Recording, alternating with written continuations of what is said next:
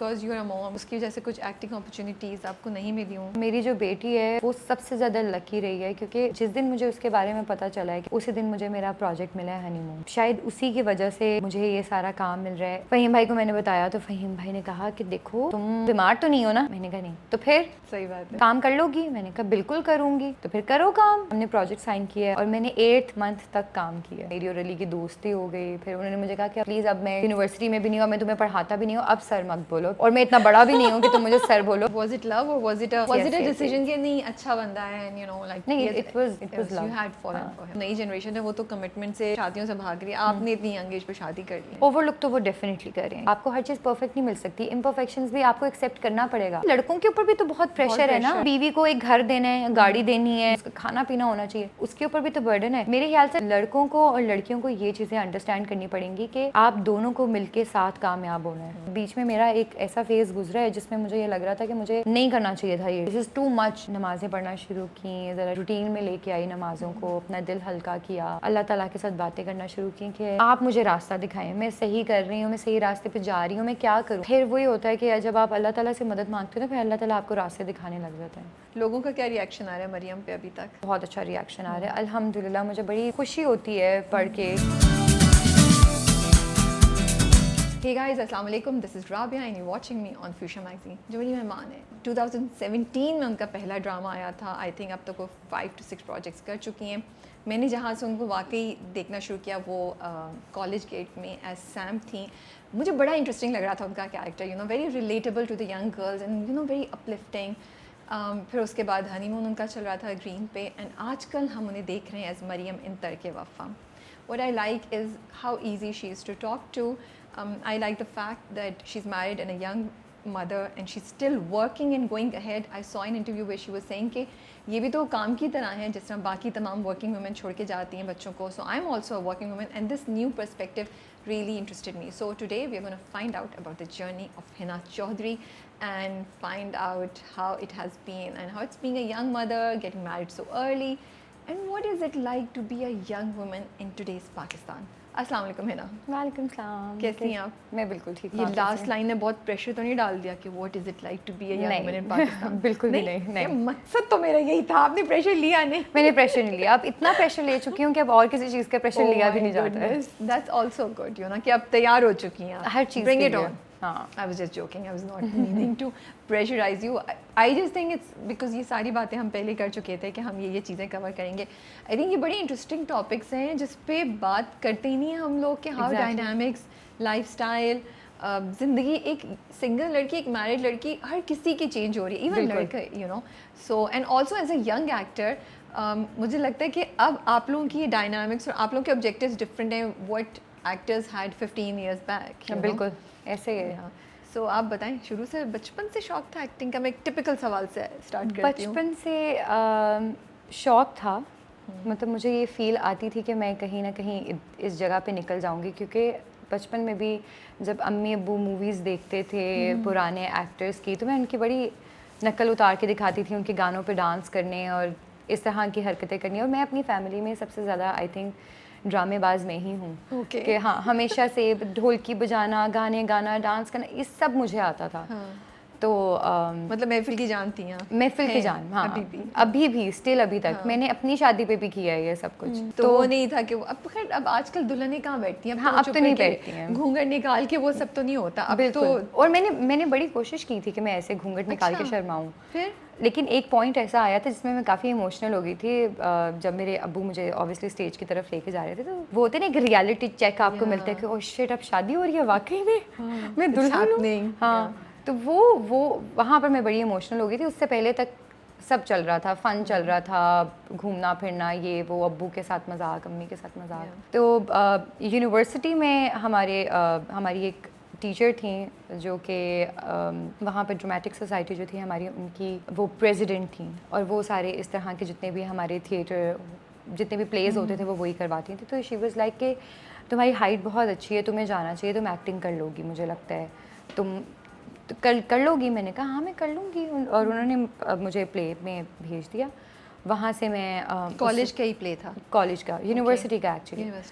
College में मैं इन चीज़ों में नहीं थी। कॉलेज में I was more like Sam, क्योंकि तब मैं क्रिकेट खेलती थी। तब मैं स्पोर्ट्स में थी बहुत ज़्यादा। Okay. और मेरी अम्मी को ये पसंद नहीं थी, क्योंकि एक स्पोर्ट्स टिपिकल खेलना पसंद नहीं था मेरी अम्मी को स्पोर्ट्स इसलिए पसंद नहीं था क्योंकि सारा दिन मैं धूप में होती थी।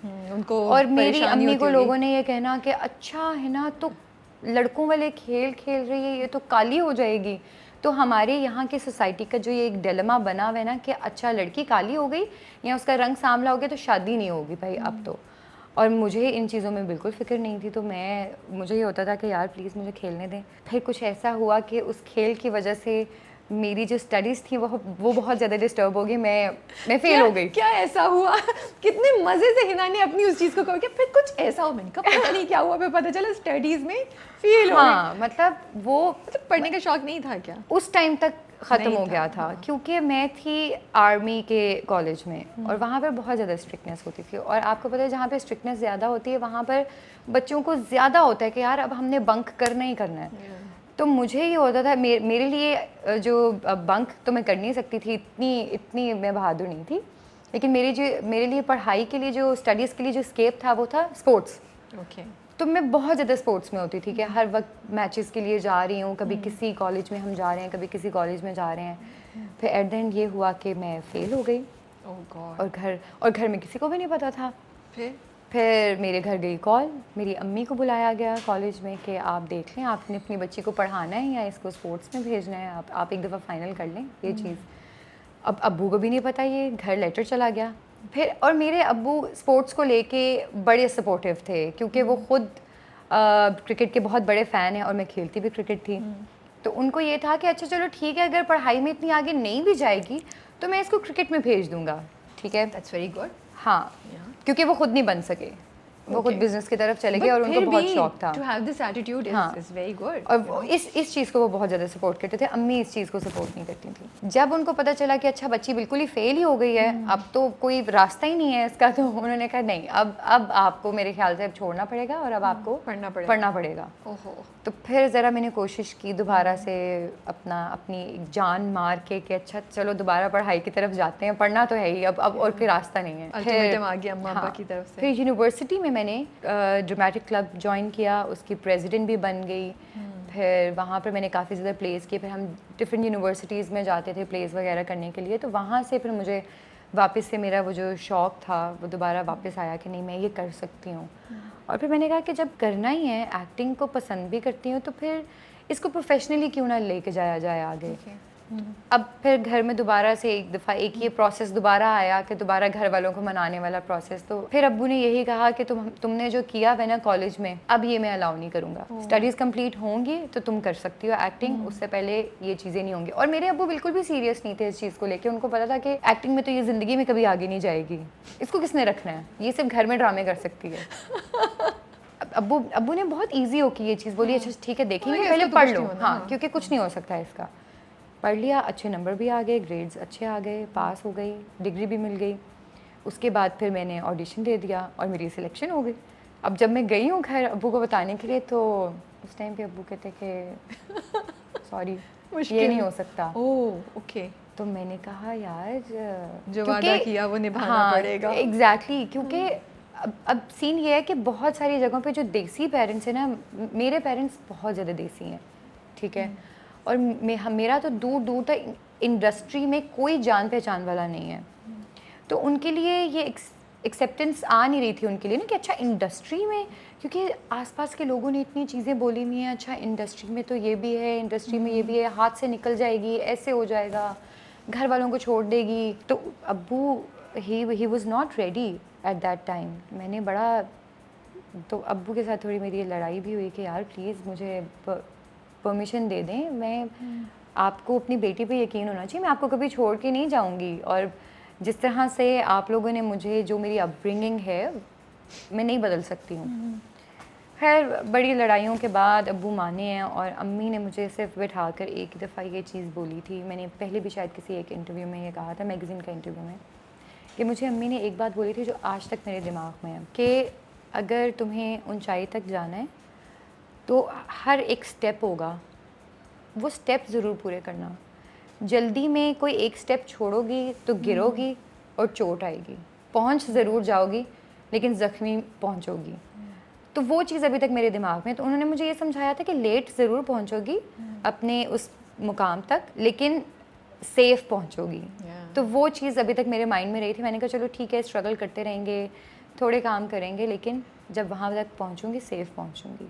और ये कितनी अच्छी बात है उनका ये कहना, बिकॉज उन्होंने आपको वो कंफर्ट दे दिया कि इट्स ओके, हाँ even if it takes long we are here, you know, don't take this pressure from us कि ओ मैंने अब अम्मा अब्बा से लड़के किया है तो मुझे जल्दी कुछ बन के दिखाना, because then maybe decision making impact हो और एक डिफरेंट तरीके से हो जो सही नहीं हो। तो बिल्कुल ये ऐसे ही बड़ी है। इम्पॉर्टेंट बात होती है कि माँ बाप बच्चों कि को इतना बच्चियों उनका को एग्जैक्टली कि इतना उनका सपोर्ट है। और मेरी अम्मी दो शीज़ वेरी देसी और बड़ी घरेलू टाइप की हैं, बट उनका हमेशा से ये रहा था कि बच्चियों को, बेटियों को स्पेशली इस मुकाम पे होना चाहिए कि वो अपने आप को जो है वो फाइनेंशियली अपने आप को वो इतनी इंडिपेंडेंट ज़रूर हो कि उनको किसी और के ऊपर डिपेंड ना करना पड़े कभी भी।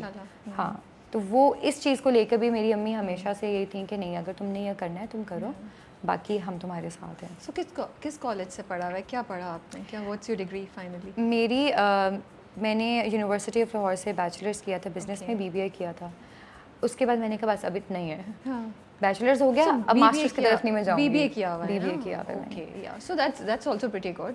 हाँ, BBA दो is very good. Ali wanted me, Ali my husband, he wanted कि Masters मैं भी कर। मास्टर्स कर लूँ या एमफिल वगैरह कुछ कर लूँ, क्योंकि वो बहुत ज़्यादा शौकीन है पढ़ने के और मैं बिल्कुल भी नहीं हूँ।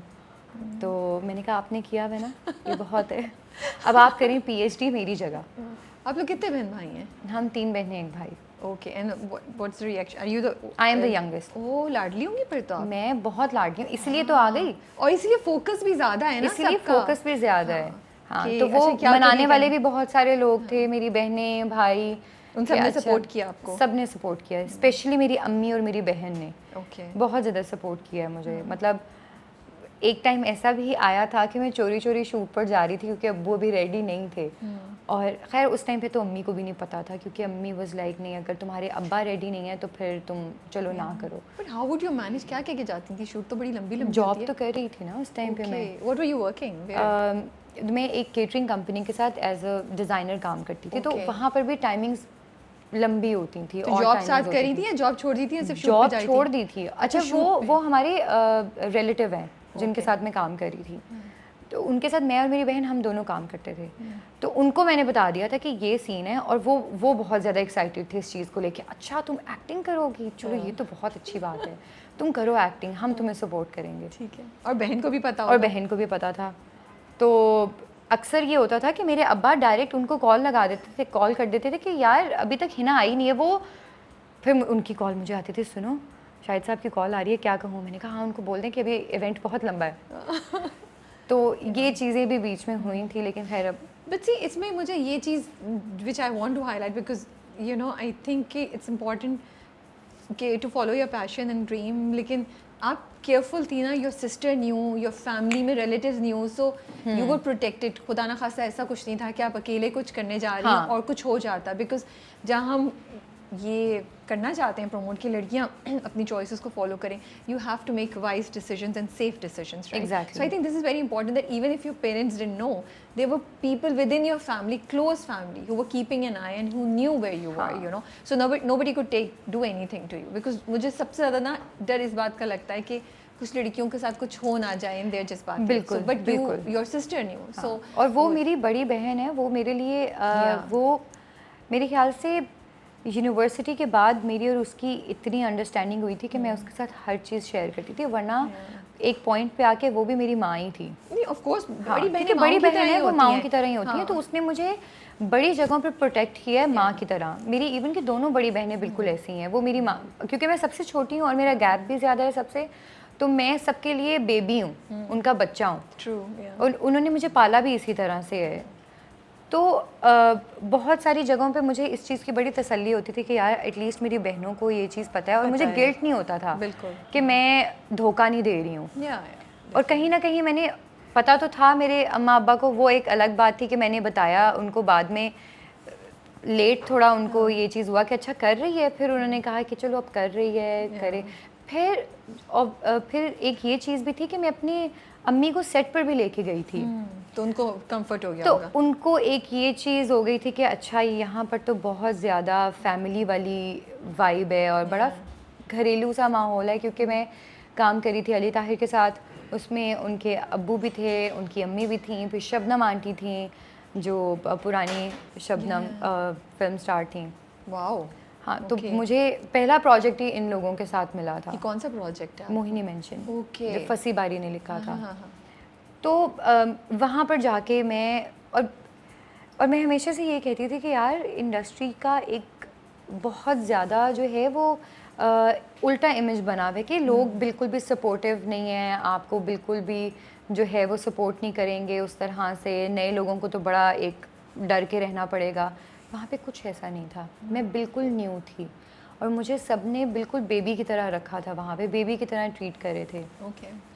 तो मुझे तो बड़ा मज़ा आया। That was your first project? That was my first. अम्मा अब्बा को प्रोजेक्ट खत्म होने से पहले बता दिया? पहले ही पता चल गया, क्योंकि वो ऑन एयर आएगा तो फिर हाँ। सब देखेंगे ना, फिर सब हाँ। जाके बोलेंगे अरे क्योंकि वो तो आ रही। बीच में ऐसे हुआ था कि इंस्टाग्राम पे मैंने अपनी चीज़ें पोस्ट करना शुरू की, तो मेरी बहन ने कहा है ना अब चीज़ें जा रही हैं बाहर, क्योंकि 2-3 लोगों ने उससे पूछा कि अच्छा है ना ये काम कर रही है। तो अम्मी को भी आके, हमारे कुछ नेबर में कुछ ऐसे लोग थे, उन्होंने पूछा अच्छा हिना इंडस्ट्री में आ रही है। तो मेरी अम्मी ने कहा इनको कैसे पता चला, अभी तो इन्होंने शुरू भी नहीं किया। फिर मैंने अम्मी को बताया कि नहीं, डर लग रहा था फिर बताते हाँ, हुए कि अब तो बहुत मेरी- ज़्यादा। अब तो मेरी अच्छा, खिंचाई होने एक- वाली हाँ, है। एक वो टाइम आता है ना डर का, जिसमें आपको रोना नहीं आता, टेंशन नहीं होती, आपको हंसी आ रही होती है। मेरा डर वो वाला था। मुझे लाफ्टर फिट्स पड़ गए थे उस टाइम पे, और मैंने अब्बू को जाके बताने, अब अम्मी को तो बता दिया, अम्मी ने अब्बू को बता दिया, अब अब्बू के सामने जाना है, सामना करना है और उनको बताना है। तो मुझे लाफ्टर फिट्स पड़ गए उस टाइम पे कि मैं यार अब्बू को बता रही हूँ, मैं जाके अब कैसे बताऊँगी, मैं कैसे कवर करूँगी मैं। लेकिन ये है कि शुक्र है कि अब्बू ने बड़ी इजीली इस चीज़ को जो है वो हैंडल किया, एंड ही वाज लाइक कि मैं तुम पे ट्रस्ट करके तुम्हें भेज रहा हूँ, तो अब मेरा ये ट्रस्ट टूटना नहीं चाहिए। तो मैंने बड़ा अब्बू को इस चीज़ के लिए वो किया था, थैंक यू। आई थिंक उनको ये भी रियलाइज होगा ना कि this is how passionate you are, that you हाँ। Been doing this and you really जो भी चैलेंज आ रहा है उसको ओवरकम करके जा रही हैं। तो आई हाँ। थिंक उनको ये भी चीज़ हिट की होगी कि अच्छा ये सीरियस है, ये कोई टेम्परेरी चीज़ नहीं है, so we better take it seriously. हालांकि उनको कहीं ना कहीं आइडिया था कि मैंने ये करना है, क्योंकि मैं कितनी दफ़ा पूछ चुकी थी उनसे, और फिर बीच में मुझे था कि बस मुझे इंडस्ट्री में जाना है, चाहे सिंगिंग की तरफ निकलूँ। हालांकि आवाज़ मेरी बहुत बुरी है, ठीक है, मैं नहीं कर सकती सिंगिंग, मुझे शौक बहुत है सिंगिंग की तरफ जाने का, बट मैं उनको कहती होती थी उस टाइम पे कि मुझे सिंगिंग में जाना है, मुझे भेजें आप। तो वो मुझे कहते थे पहले मुझे गाना गा के सुनाओ, फिर मैं उनको गाने गा के सुनाती होती थी, तो वो कहते थे प्रैक्टिस करनी पड़ेगी, तुम्हें इतनी अच्छी आवाज़ नहीं है तुम्हारी। तो उनको आइडिया था कि मैंने निकलना है इंडस्ट्री में, लेकिन उनको ये भी पता था कि इसको वे नहीं मिलेगा निकलने का, कि इतना आसान थोड़ी इंडस्ट्री में जाना, ना हमारा कोई जान पहचान वाला है, तो कैसे जाएगी। सो फिर अब क्या रिएक्शन है, अब जब वो आपको देख रहे, स्पेशली तड़के वफा आ रहा है और College Gate was also very popular, हाँ। तो उनका क्या रिएक्शन था, क्या कह रहे थे? अब तो वो बहुत ज़्यादा, अब तो वो खुश होते पूरा हैं? मुझसे पूछते हैं अच्छा तुम जा रही हो, ठीक है, ड्राम क्या कैरेक्टर है, कौन सा डायरेक्टर है, पे कितना कर रहे हैं, स्टे दे रहे हैं कि नहीं दे रहे हैं। तो अब वो अब इतने details ज़्यादा सारी, is yeah. That involved Yeah. अब इन चीज़ों में। कंफर्ट आ गया ना अब उनका। ओके, तो मोहिनी मेंशन के बाद कौन सा प्रोजेक्ट था आपका सेकंड?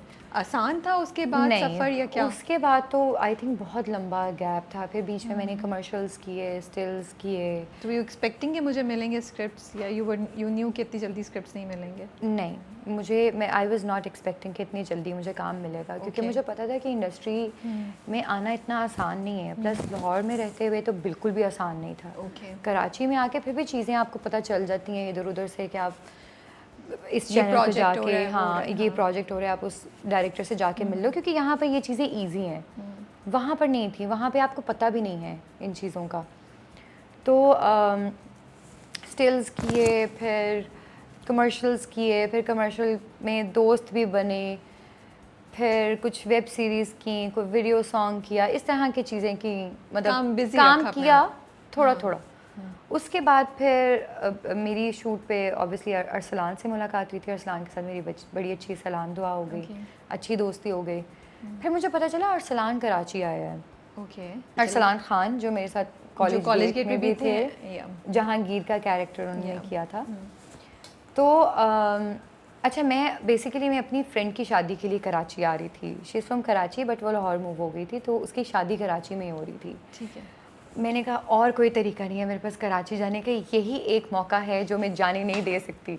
और उस टाइम पे sorry, I am finding it so funny, like using शादी एज एन एक्सक्यूज कि हाँ। ड्रामे में मुझे इसी तरह मैं इंडस्ट्री को एक्सप्लोर कर सकती हूँ, क्योंकि तो उससे पहले परमिशन एक हाँ। आपने एक शहर से उठ के दूसरे शहर आना है जहाँ पे आपको कोई नहीं जानता।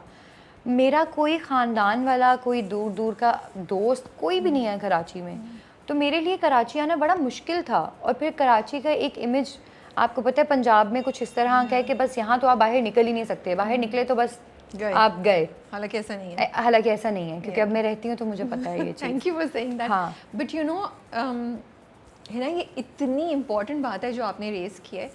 मतलब आई फील इसको हम चैलेंज समझते ही नहीं है लड़कियों के लिए, बिकॉज एक लड़के के लिए शहर मूव करना is not that difficult. Job भी ठीक है होता है, it's not, I am not saying कि नहीं, घर वालों को उसको खुद होगा, मुझे क्यों जाना है, लेकिन एक लड़की के लिए तो इट्स काइंड ऑफ अनथिंकिबल, वो भी तुम ड्रामे में काम करने वो भी इंडस्ट्री में काम करने के आई लिए। Just want to highlight that ये एक बड़ा चैलेंज है and you had to fight around it, you know. और अपनी डर भी चीज़ें, तो और होंगे ना। आपके आगे बहुत सारे बैरियर्स होते हैं जब आपने एक शहर से दूसरे शहर जाना होता है। तो मेरे लिए तो खैर ये एक बहुत नई चीज़ थी और मैं बहुत डरी भी हुई थी, क्योंकि दोस्त की तो शादी थी, उसने तो चले जाना था अपने ससुराल, उसके बाद मैंने कहाँ जाना था मुझे नहीं पता था। और उस टाइम पे मेरी और अली की एंगेजमेंट हुई हुई थी, मतलब बात हुई हुई थी। ओके, ठीक अच्छा है, बात नहीं, पक्की ये हुई थी। एंगेजमेंट और शादी वाली स्टोरी मैं अलग से सुनूंगी। हाँ, ये अलग से ठीक मैं है, ये आपको अलग से बताऊंगी। बताएं। ठीक है। अभी हम सिर्फ इस पे कहते हैं, तो शादी पे आप आ गई, हाँ। शादी अटेंड करने आ अच्छा, गई। उस टाइम पे भी ना दिल में बहुत सारी चीज़ें आ रही थी, जाऊँ नहीं जाऊँ। फिर मैंने ऑब्वियसली अली से शेयर किया कि मुझे जाना चाहिए कि नहीं जाना चाहिए। तो ही वाज लाइक, है ना, तुम्हें ज़िंदगी एक मौका दे रही है, जाओ, देख के एक्सप्लोर करो, अगर तुम्हें लगता है कि तुम वहाँ कर सकती हो काम तो कर लो। माशाल्लाह। मैं अब शादी के लिए आई, उस टाइम पे तो खैर काम भी कोई इतना नहीं था, जेब में पैसे भी नहीं थे, तो बस गिने चुने से पैसे लेके आई थी, वो शादी के लिए भी गुजारने थे, सलामी भी देनी थी, बाकी का खर्चा भी करना था। एग्जैक्टली। तो पहुंच गई, शादी गुजर गई। अब दोस्त तो चले गई अपने घर, अब मैं बैठी हुई हूँ उसके मामू के घर और मैं सोच रही हूँ मैं आगे कहाँ जाऊँ। यू हैड नो आइडिया कि किसके पास जाऊँ? आई हैड नो आइडिया कि आगे मुझे कहाँ जाना है, क्या करना है। फिर मैंने खैर एक अली को कह के एक एयरबीएनबी करवाया, वहाँ पे मैं गई।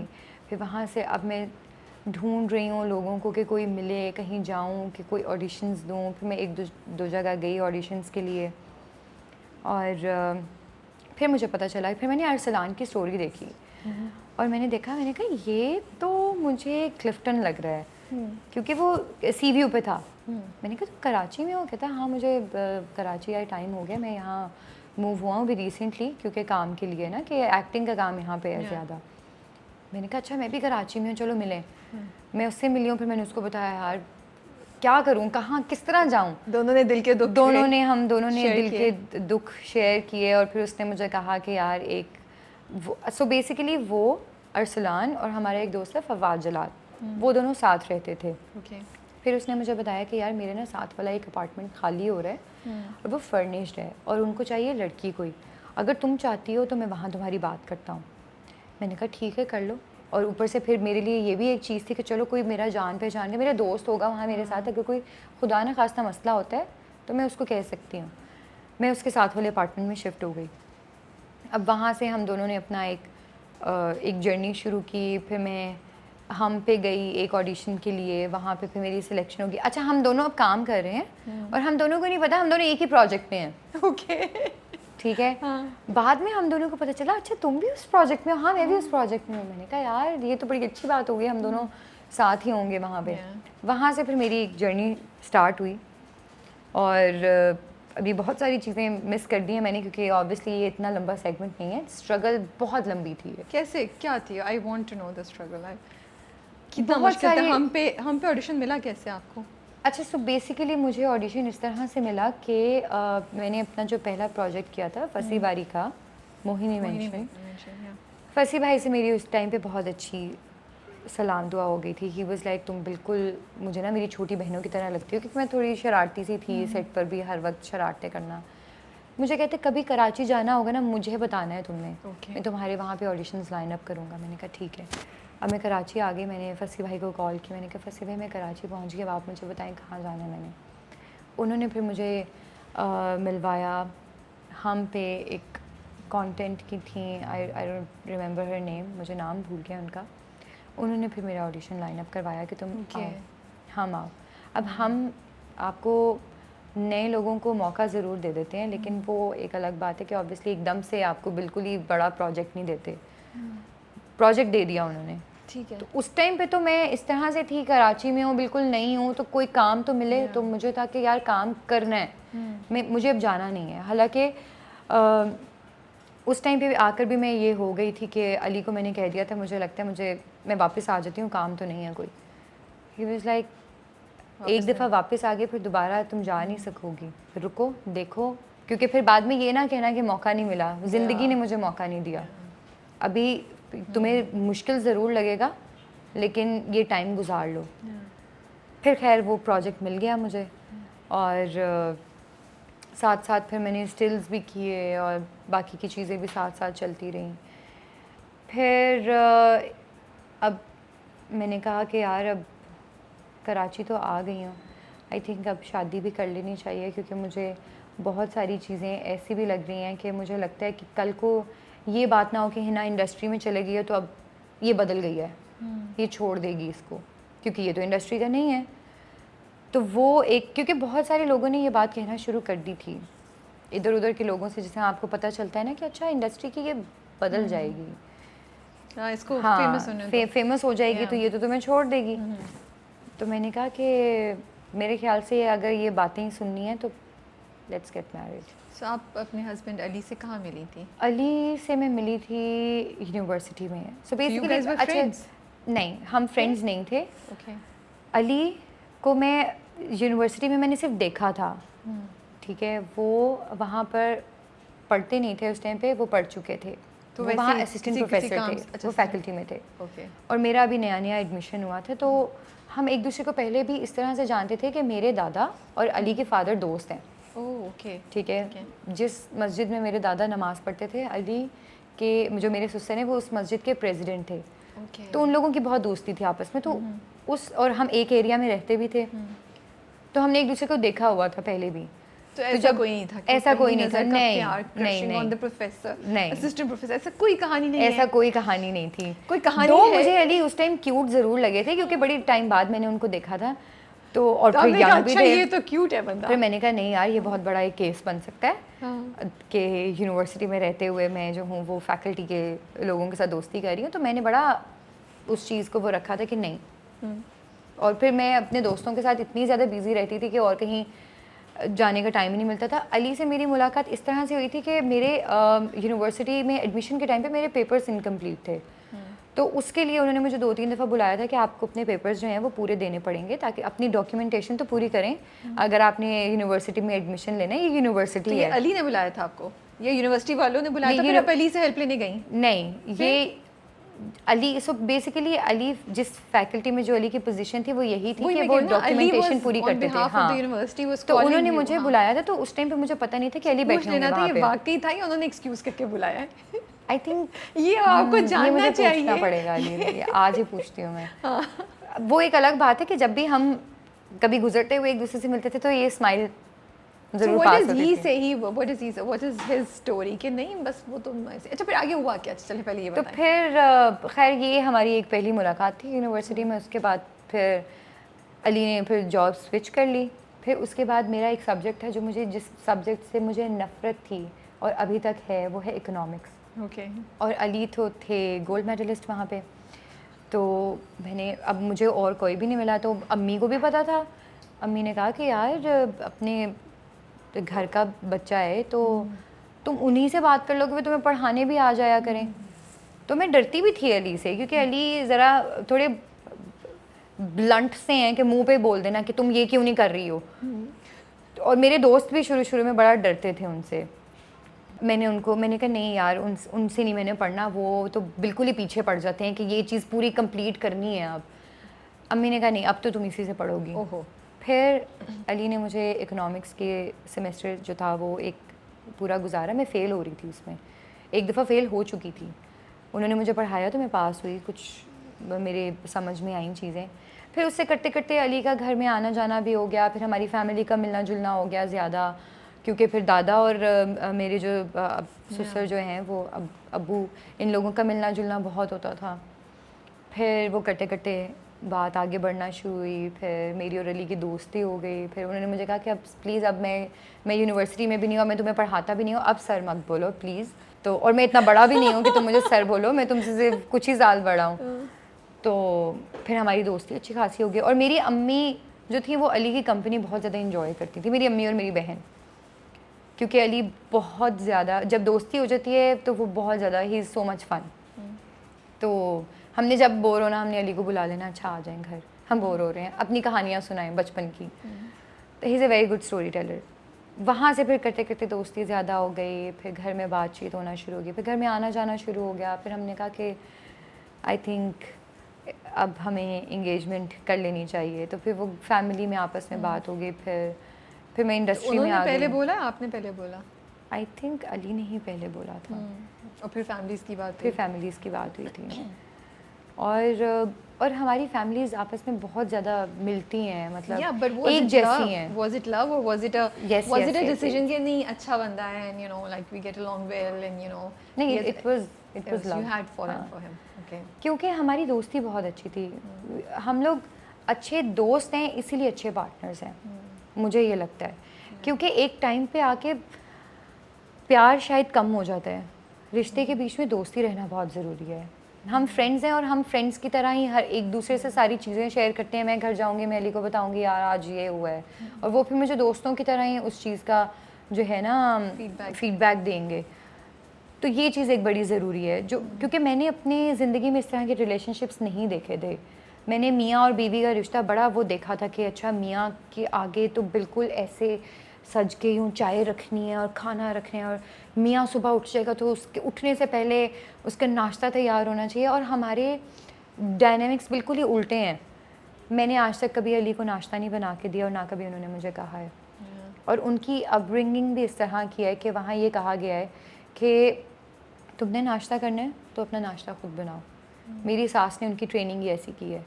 तुम्हारे कपड़े हैं, तुमने यहाँ बाहर से आयरन करवाने, नहीं तो घर में खुद करो, तुम्हें तुम्हारे काम करने आने चाहिए। तो ये एक बड़ी डिफरेंट चीज़ थी हमारे रिलेशनशिप में, जो अभी भी बड़ी लोगों को देखने के लिए न्यू लगती है कि यार ऐसे कैसे हो सकता है कि तुम्हें 3 साल हो गए हैं शादी में और तुमने कभी घर में कोई चीज़ ना बनाई हो। मुश्किल तो लगता है, बहुत मुश्किल है, सुनने में भी बड़ा मुश्किल है। और ये भी है कि ससुराल वाले कुछ नहीं कहते कि तुम इंडस्ट्री में काम करी, तुम एक दूसरे शहर बैठी हो, उसकी बेटी लेकर, माशाल्लाह कुव्वत अल्लाह माशाल्लाह माशाल्लाह, प्लीज़ कोई नज़र ना लगाए। तो ये एक बड़ी चीज़ है। बड़ी इस मामले में मेरे ससुराल वाले भी बहुत ज़्यादा सपोर्टिव है। आई थिंक अगर उनका सपोर्ट ना होता तो आज मैं यहाँ तक ना होती। हस्बैंड तो है ही है, वो तो सबसे पहले पूरी फैमिली मैटर करती है, बिकॉज आप अकेले एक बंदे के साथ नहीं रह सकते। But it's good to share these things because I think it will encourage a lot of other people to maybe take the same path and also show कि अब चीज़ें चेंज हो रही हैं, you know.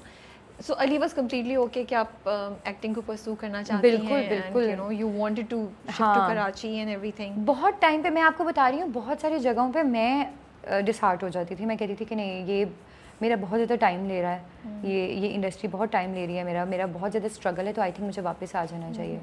और वो मुझे हमेशा ये कहते थे कि जहाँ इतना वेट कर लिया वहाँ थोड़ा और वेट कर लो, फिर कल को पछताओगी नहीं तुम कि यार मैंने ट्राई नहीं किया। मैं यहाँ बैठा हूँ, तुमने आना है, तुम आओ। मैं तो चाहता हूँ कि मेरी बीवी मेरे साथ हो, लेकिन कल को तुम रिग्रेट ना करो इस चीज़ को लेके कि यार मैं थोड़ा सा वेट और कर लेती। तो इस चीज़ को लेके he is very supportive. Even के बहुत सारी जगहों पे ये भी हुआ है कि मैं औजा को, मेरी बेटी का नाम औजा है, उसको छोड़कर मैं शूट के लिए यहाँ आती रही हूँ। और मेरे ससुराल वाले मुझे कहते थे सुनो इसको छोड़ ही जाओ, तुम काम कैसे करोगी, कोई बात नहीं हम देख लेंगे यहाँ पे। दैट्स द होल आइडिया ना, जॉइंट फैमिली का तो यही होता है। हाँ। सबसे अच्छा फिर आपने शादी कर ली, अभी आपको स्क्रिप्ट्स इतने ज़्यादा नहीं मिले थे। At that point in time you chose to marry. Yes, wow, okay, माशाल्लाह। और मुझे उस टाइम पे ये लगा था कि हो सकता है कि अब आगे मुझे ब्रेक ना मिले क्योंकि अब मेरी शादी हो गई है। हाँ, मैं एग्जैक्टली मैं दूसरा ये पूछने वाली थी कि डर नहीं लग रहा था कि ऑलरेडी मैं स्ट्रगल कर रही हूँ, हाँ। फिर ये फैक्टर कि ओ ये तो शादीशुदा है, ये तो इसकी शादीशुदा है, इतनी तो ये कैसे attraction नहीं टाइम होगी। देगी। हाँ, टाइम भी, और वो एक कॉन्सेप्ट है ना कि हाँ, सिंगल लड़की single लड़की attractive ज़्यादा है attractive फैंडम है, के हिसाब से बिल्कुल। और एवरीथिंग, तो वो चीज़ भी ये सब जहन में चल रहा था। क्योंकि हम लोग कहीं ना कहीं बहुत ज़्यादा इंडियन इंडस्ट्री को भी देखते हैं और हमें पता है कि वहाँ पर एक दफ़ा लड़की की शादी हुई तो वो बैठ जाती है, उसको उस तरह से ब्रेक नहीं मिलता। और ये चीज़ें थीं मेरे माइंड में थी। मैंने कहा था कि यार रिस्क अल्लाह ने देना है, अगर मेरे नसीब का काम हुआ वो मुझे मिल जाएगा, ना हुआ तो कोई बात नहीं, मैंने अपना 100% दिया है। और माशाल्लाह मेरे लिए मेरी शादी बड़ी जो है वो अच्छी साबित हुई, क्योंकि जैसे ही मेरी शादी हुई उसके बाद मुझे कॉलेज गेट ऑफ़र हो गया था। और अच्छा, उस टाइम पे कॉलेज गेट में का शूट कर रही हूँ, आधा शूट हमारा कंप्लीट हो गया है, साथ ही मुझे फ़हीम भाई ने हनीमून भी ऑफ़र कर दिया। उन्होंने कहा अब तुम मेरे साथ एक और प्रोजेक्ट करोगे, वो करोगे लीड पे। और मैं थी ठीक है, अभी वो साइन नहीं हुआ था और मुझे पता चल गया that I am expecting. Wow माशाल्लाह। दो हम लोग प्लान नहीं कर रहे थे, लेकिन ऑब्वियसली अल्लाह ताला की प्लानिंग्स डिफरेंट होती हैं, हमारी डिफरेंट होती हैं। तो अभी तो हम बिल्कुल, अभी नई नई शादी भी हुई थी, अभी चीज़ें हम लोग जो है वो फिगर आउट कर रहे थे, और साथ ही मुझे पता चला, और मुझे प्रोजेक्ट भी मिल गया था एक बहुत अच्छा, और मुझे पता चला कि आई एम एक्सपेक्टिंग। तो मैंने कहा अच्छा, अब क्योंकि मैं रहती हिरा के साथ थी, तो मैंने कहा हिरा मैं You were in कराची, यहाँ पे आई हिरा वाज और इन सलान के साथ। अच्छा, हम लोग, हाँ, मैं गई हुई थी स्कर्दू में मुझे कॉल आई फ़हीम भाई के कि यार अब कराची कब आओगी, प्रोजेक्ट साइन करते हैं। तो स्कर्दू से अली वापस चले गए लाहौर और मैं आ गई कराची, ठीक है। तो मैंने कहा कि मैं अब प्रोजेक्ट शुरू करती हूँ अपना। मैं यहाँ आई हूँ और अभी एक ही दिन हुआ है और मेरी ना तबीयत थोड़ी सी अजीब सी हो रही थी, तो मुझे हिरा ने कहा कि चलो एक दफ़ा तुम्हारे जाके CBC करवाते हैं। तो वो टेस्ट करवाते करवाते वो एकदम से पता चला कि यू आर प्रेग्नेंट।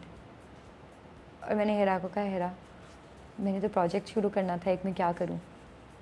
और मुझे उस टाइम पे अभी समझ नहीं आ रही थी कि किसके साथ शेयर करूं, और मेरी सबसे ज़्यादा बॉन्डिंग जो थी वो उस वक्त हिरा के साथ थी, अभी भी स्टिल है। शी वाज लाइक सबसे पहले तो अली भाई को बताओ और अभी उनको कहना और किसी को ना बताएं। अच्छा, मैंने अली को बताया, he was over the moon ना कि बच्चा वाकई ये होने वाला है, क्योंकि एक्सपेक्ट ही नहीं कर रहे थे हम। और फिर मैंने कहा कि मैंने प्रोजेक्ट भी साइन करना था, मैं क्या करूं? तो अली ने कहा कि तुम आई थिंक हिरा तुम्हें ज़्यादा बेहतर डिसीजन बता सकती है कि तुम्हें क्या करना चाहिए। फिर मैंने हिरा को कहा, हिरा वाज लाइक कि हिना जाके फ़हीम भाई से डिस्कस करो, उनको कहो मैं काम करना चाहती हूँ, अगर आप ईजी हैं तो ठीक है, हाँ करते हैं ये प्रोजेक्ट। फ़हीम भाई के पास गई हूँ, फ़हीम भाई को मैंने बताया, तो फ़हीम भाई ने कहा कि देखो तुम बीमार तो नहीं हो ना? मैंने कहा नहीं। तो फिर सही बात है। मैंने कहा हाँ, काम कर लोगी? मैंने कहा बिल्कुल करूँगी।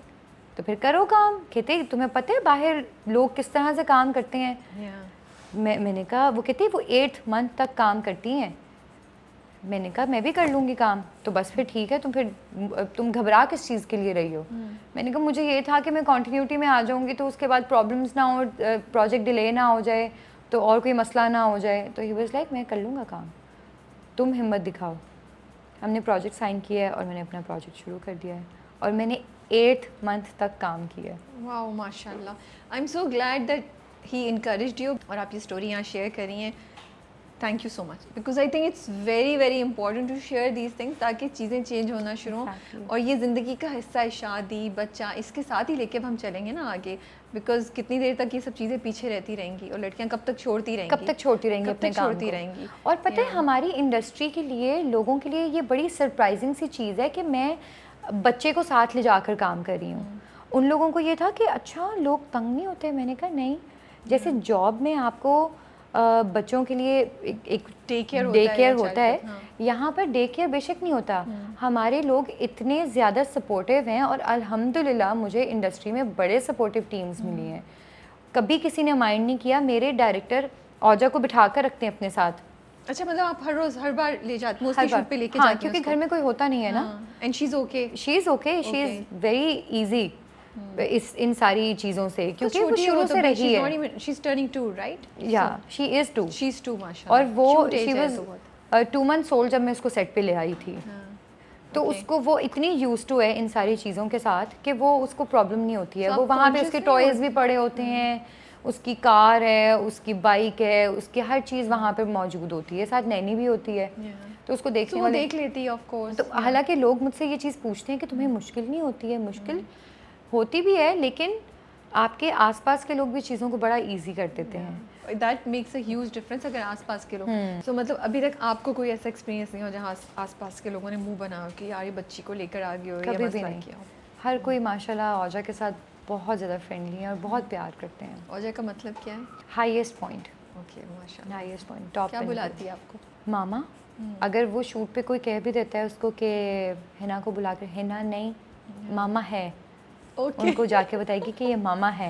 वो कहेंगे हमारी मामा थोड़ी है, आपकी मामा है। नो मामा। सो कभी भी ऐसा नहीं लगा आपको कि because you are a mom उसकी वजह से कुछ एक्टिंग अपॉर्चुनिटीज़ आपको नहीं मिली हों, कहीं फील हुआ या अभी तक ऐसा कुछ नहीं हुआ? मुझे लगता है कि मेरे लिए मेरी जो बेटी है वो सबसे ज़्यादा लकी रही है, क्योंकि जिस दिन मुझे उसके बारे में पता चला है कि मैं आई एम एक्सपेक्टिंग, उसी दिन मुझे मेरा प्रोजेक्ट मिला है हनीमून। ठीक है, और शायद उसी की वजह से मुझे ये सारा काम मिल रहा है, उसी की वजह से अली आज इस पोजीशन पे हैं, क्योंकि वो कहते हैं ना कि औलाद अपना रिस्क लेकर आता है। ये बात सच है, मैंने ये चीज़ खुद एक्सपीरियंस की है। अब अगर कोई मुझे कह रहा होता है ना कि यार शादी अभी नहीं करनी है, कि अभी तो हम इस पोजीशन पे नहीं हैं, आप शादी कर लें, अगला आने वाला अपना रिस्क लेकर आएगा आपके साथ, और आपके लिए पता नहीं कितने रास्ते खुलते हैं आपके पार्टनर की वजह से। जब अच्छा पॉजिटिव पार्टनर आपकी ज़िंदगी में आता है, बहुत सारी चीज़ों के आपको रास्ते मिल जाते हैं, नए रास्ते मिलते हैं। मैं तो ये भी सोचती हूँ एक हलाल काम है जो अल्लाह की बिल्कुल। पसंदीदा, तो उससे नुकसान कैसे हो सकता है? मैं अब ये सोचती हूँ कि अगर आपने किया है तो अल्लाह बरकत ही देगा, अल्लाह अच्छा ही बरकत करेगा, देगा, बिल्कुल। बिल्कुल। आप और उसकी मैंने पसंदीदा चीज़ चूज़ कर रहे हैं ना। मैंने अपने आप सबके सामने है कि मुझे प्रोजेक्ट्स, मेन प्रोजेक्ट्स मिले ही मेरी शादी के बाद हैं, मेरी बेटी के बाद हैं। तो मैंने जब अभी ये वाला प्रोजेक्ट भी जब मैं कर रही थी और मैं इसके लिए गई थी, तो मैंने उनको बताया था कि अगर आप लोगों को मैं ये प्रोजेक्ट तभी साइन करूँगी अगर आप लोगों को कोई प्रॉब्लम नहीं होगा कि मेरे साथ मेरी बेटी होगी। तो दे वर लाइक कोई बात नहीं। अच्छा, आपने ये कहा कि मैंने ये औजा कहा मेरे था, साथ आया करेगी। हाँ। नाइस। तो उन्होंने कहा कि इसमें कौन सी इतनी बड़ी बात है, आप ले आए उसको सेट पे, कोई मसला ही नहीं है। ये तो कहने की बात ही नहीं है। I'm so glad to hear because this means that things are changing in our industry. You know, this is very good. But long distance relationship मुश्किल होती है। Long distance relationship I think मुश्किल इस सेंस में होती है कि बहुत सारी चीज़ें ऐसी होती हैं कि आपको अपने पार्टनर के साथ फेस टू फेस बैठ के करनी होती हैं। आप कभी बहुत थके होते हैं, आपको अपना पार्टनर, एक कंफर्ट चाहिए होती है। मुझे एक कंफर्ट चाहिए होती है, और अल्लाह ताला हर लड़की को ऐसा पार्टनर दें। अली ऐसे हैं कि वो मैं घर आऊँगी, यहाँ जब भी हम लाहौर में मैं जब भी रहती हूँ, कभी ऐसा नहीं हुआ कि रात में औजा के लिए मैं कभी उठी हूँ। ये हमारे बीच में चीज़ें फिक्स थी हमेशा से। वो मुझे इतना कंफर्ट देते हैं कि आई थिंक मेरी अम्मी ने भी मुझे कभी इतना कंफर्ट नहीं दिया है जितना वो देते हैं। मतलब माएँ तो कह देती है ना, उठो अपने लिए जाओ, नाश्ता बनाओ, चाय बनाओ, या मुझे भी बना के दो, ऐसा कभी नहीं हुआ। वो हमेशा अपने लिए, अच्छा उनको अगर ये होता है कि अगर हिना नहीं भी दे रही है और उनको भूख लगी है और घर में कुछ नहीं है, तो वो कहेंगे कि आओ बाहर से कुछ ऑर्डर करते हैं, पिज़्ज़ा मंगवाते हैं आज। So you won't cause trouble, he'll हाँ। just facilitate it. हाँ। But this decision जब you had Oja and you know he's in Lahore, so ये discussion आपकी हुई होगी उनके साथ of course कि मैं यहाँ पे Oja को लेके रेस करूँगी अकेली, and आप उधर रह रहे होंगे, so and जो हम ऑफ कैमरा भी बात कर रहे थे कि अगर एक मर्द जाता है you know आउटसाइड कंट्री या आउटसाइड द सिटी, तो वो भी तो चीज़ होती है इसमें। अब आप अपना ड्रीम फॉलो करिए, आप अपना करियर फॉलो करिए, so what's the big deal. But ये जब कॉन्वर्सेशन हुई तो उस वक्त आपके जहन में था अली फैसिलिटेटेड कि नहीं नहीं तुम जाओ, you didn't want to do it or you wanted to do it, like anything that you want to share? And the reason I'm asking is maybe there are a lot of girls जो इसी point पे खड़ी हैं और सोच रही हैं। अच्छा, मेरे दिल में मैंने आपको ये चीज़ जब बताई थी कि मैं तो बहुत सारी जगहों पे लेकर ना डबल माइंडेड हो जाती होती थी कि अच्छा मैं ये कर पाऊँगी कि नहीं कर पाऊँगी, मेरे में इतनी हिम्मत नहीं है कि मैं अकेले कर सकूँ ये चीज़ें। और मुझे सपोर्ट करने के लिए हमेशा पीछे अली खड़े रहे हैं। मैंने उनको ये चीज़ बोली थी कि अब आप, अगर मैं जा रही हूँ तो आप लोगों को क्या कहेंगे यार, ये चीज़ आसान नहीं है कि आपकी बीवी जा रही है यार, आप बैठे हो अपने घर में और बीवी जा रही है दूसरे शहर और काम के लिए। रूमर्स लोग क्रिएट करना हाँ। शुरू कर देंगे, ऐसी अफवाह फजूल तो की। अली ने मुझे, जब कभी किसी ने अली को ये बात की तो ही वाज लाइक ये रोल्स स्विच भी हो सकते थे। बहुत सारी जगहों पे मर्द को बाहर जाना पड़ता है अपनी बीवी और बेटी को छोड़ के जॉब के लिए। ये वही चीज़ है, तुम ये समझो कि मैं यहाँ जॉब के लिए बैठा हुआ हूँ, तुम अपने घर में हो और मैं जॉब के लिए किसी दूसरे शहर में हूँ, तो शायद चीज़ें ईजी हो जाएंगी तुम्हारे लिए भी, कि तुम्हारे माइंड में ये चीज़ नहीं होगी कि तुम वहाँ बैठी हुई हो अपने घर को छोड़ के। तो ये एक पॉइंट था। और दूसरा पॉइंट ये था कि मैं औजा को लेके बहुत ज़्यादा वो होती थी कि यार मैं अकेले कैसे संभालूंगी, मुझे लगता नहीं है कि मैं संभाल सकूंगी अकेले औजा को। और वहाँ पर आके भी अली ने मुझे कहा कि देखो तुम्हें अगर लग रहा है ना तुम औजा को छोड़ के जाना चाहती हो, इसको छोड़ जाओ। और बीच में मैं छोड़ के गई, वो बड़ी ईजी थी क्योंकि मेरे जेठ और जेठानी भी साथ रहते हैं, उनकी 2 बेटियाँ, तो उनके साथ औजा की बहुत ज़्यादा दोस्ती है और बहुत प्यार है, वो लोग बहुत प्यार करते हैं औजा को, बिल्कुल अपनी बेटी की तरह। रात को वैसे भी अली आ जाते होते थे, उनकी तो 9 to 5 वाली जॉब है, तो वो अपनी डैडी के साथ होती थी। और अली बहुत ज़्यादा इजी है क्योंकि उनको इतनी आदत है औजा के साथ कि उनके लिए ये रूटीन बिल्कुल भी जो है अनकंफर्टेबल नहीं होती है कि रात में औजा ने उठना है या दूध मांगेगी। वो बहुत इजी थे। 20 दिन मैं यहाँ अकेले रही हूँ और मेरी बस हो गई, मुझे याद आने लग गई और मैं मॉम गिल्ट में चले गई। मैंने कहा यार नहीं, ये नहीं हो सकता, मैं अपनी बेटी को नहीं छोड़ सकती। फिर मैं वापस गई, फिर मैंने अली से कहा कि मैं अब इसको लेके जा रही हूँ, आपको कोई प्रॉब्लम थी नहीं? बस लाइक तुम्हें ये प्रॉब्लम नहीं होनी चाहिए, यहाँ पर तो देखने वाले बहुत हैं, वहाँ पर तुम अकेली हो, तो तुम बताओ तुम रख सकती हो ईजी होके? मैंने कहा मैं रख लूँगी, लेकिन मैं अकेले नहीं रह सकती हूँ क्योंकि मुझे बहुत ना ये गिल्ट खाए जा रहा है कि यार मैं अपनी बेटी को छोड़ के गई नहीं हूँ। अली ने कहा ठीक है फिर ले जाओ। फिर हम यूँ करते हैं कि एक दफ़ा मैं आ जाया करूँगा, एक दफ़ा तुम आ जाया करना, यूँ तुम्हारी भी ट्रैवलिंग कम हो जाएगी, मेरा भी आना जाना लगा रहेगा, हम मिल भी लिया करेंगे। तो अब यही है, अब एक दफ़ा 1 महीने मैं चले जाती हूँ, 1 महीने वो आ जाते हैं। तो इस तरह से हमारी चीज़ें बड़ी ईजी हो गई हैं। I think you both are very brave and best of luck to you guys. माशाल्लाह आप लोग जो चीज़ स्टार्ट की आपको अल्लाह उसमें कामयाबी दे, बरकत दे, और औजा को आप दोनों बड़े अच्छे से इसी तरीके से लेके चलते रहें, because I think this will change things. And as you know I was thinking about it कि जैसे कंपनीज़ में होती हैं कि डे केयर सेंटर्स होते हैं, फैसिलिटीज़ होती हैं, तो मे बी हमारे यहाँ इंटरटेनमेंट इंडस्ट्री में भी ऐसी फैसिलिटीज़ और ज़्यादा बेहतर तरीके से हो सकें, which makes it easier, more easy for you to work, you know, and also you know giving days off for you to travel, to meet your husband, you know, इस तरह की चीज़ें भी हों, even for male actors also to go back to their families. तो ये जब thought process start होगा ना, क्योंकि फिर वो 3 महीने एक साथ शूट करें सुबह से शाम, थोड़ा सा उसमें चीज़ें डिफरेंट हो, थोड़ी सी डिफिकल्ट हो जाती हैं। हाँ।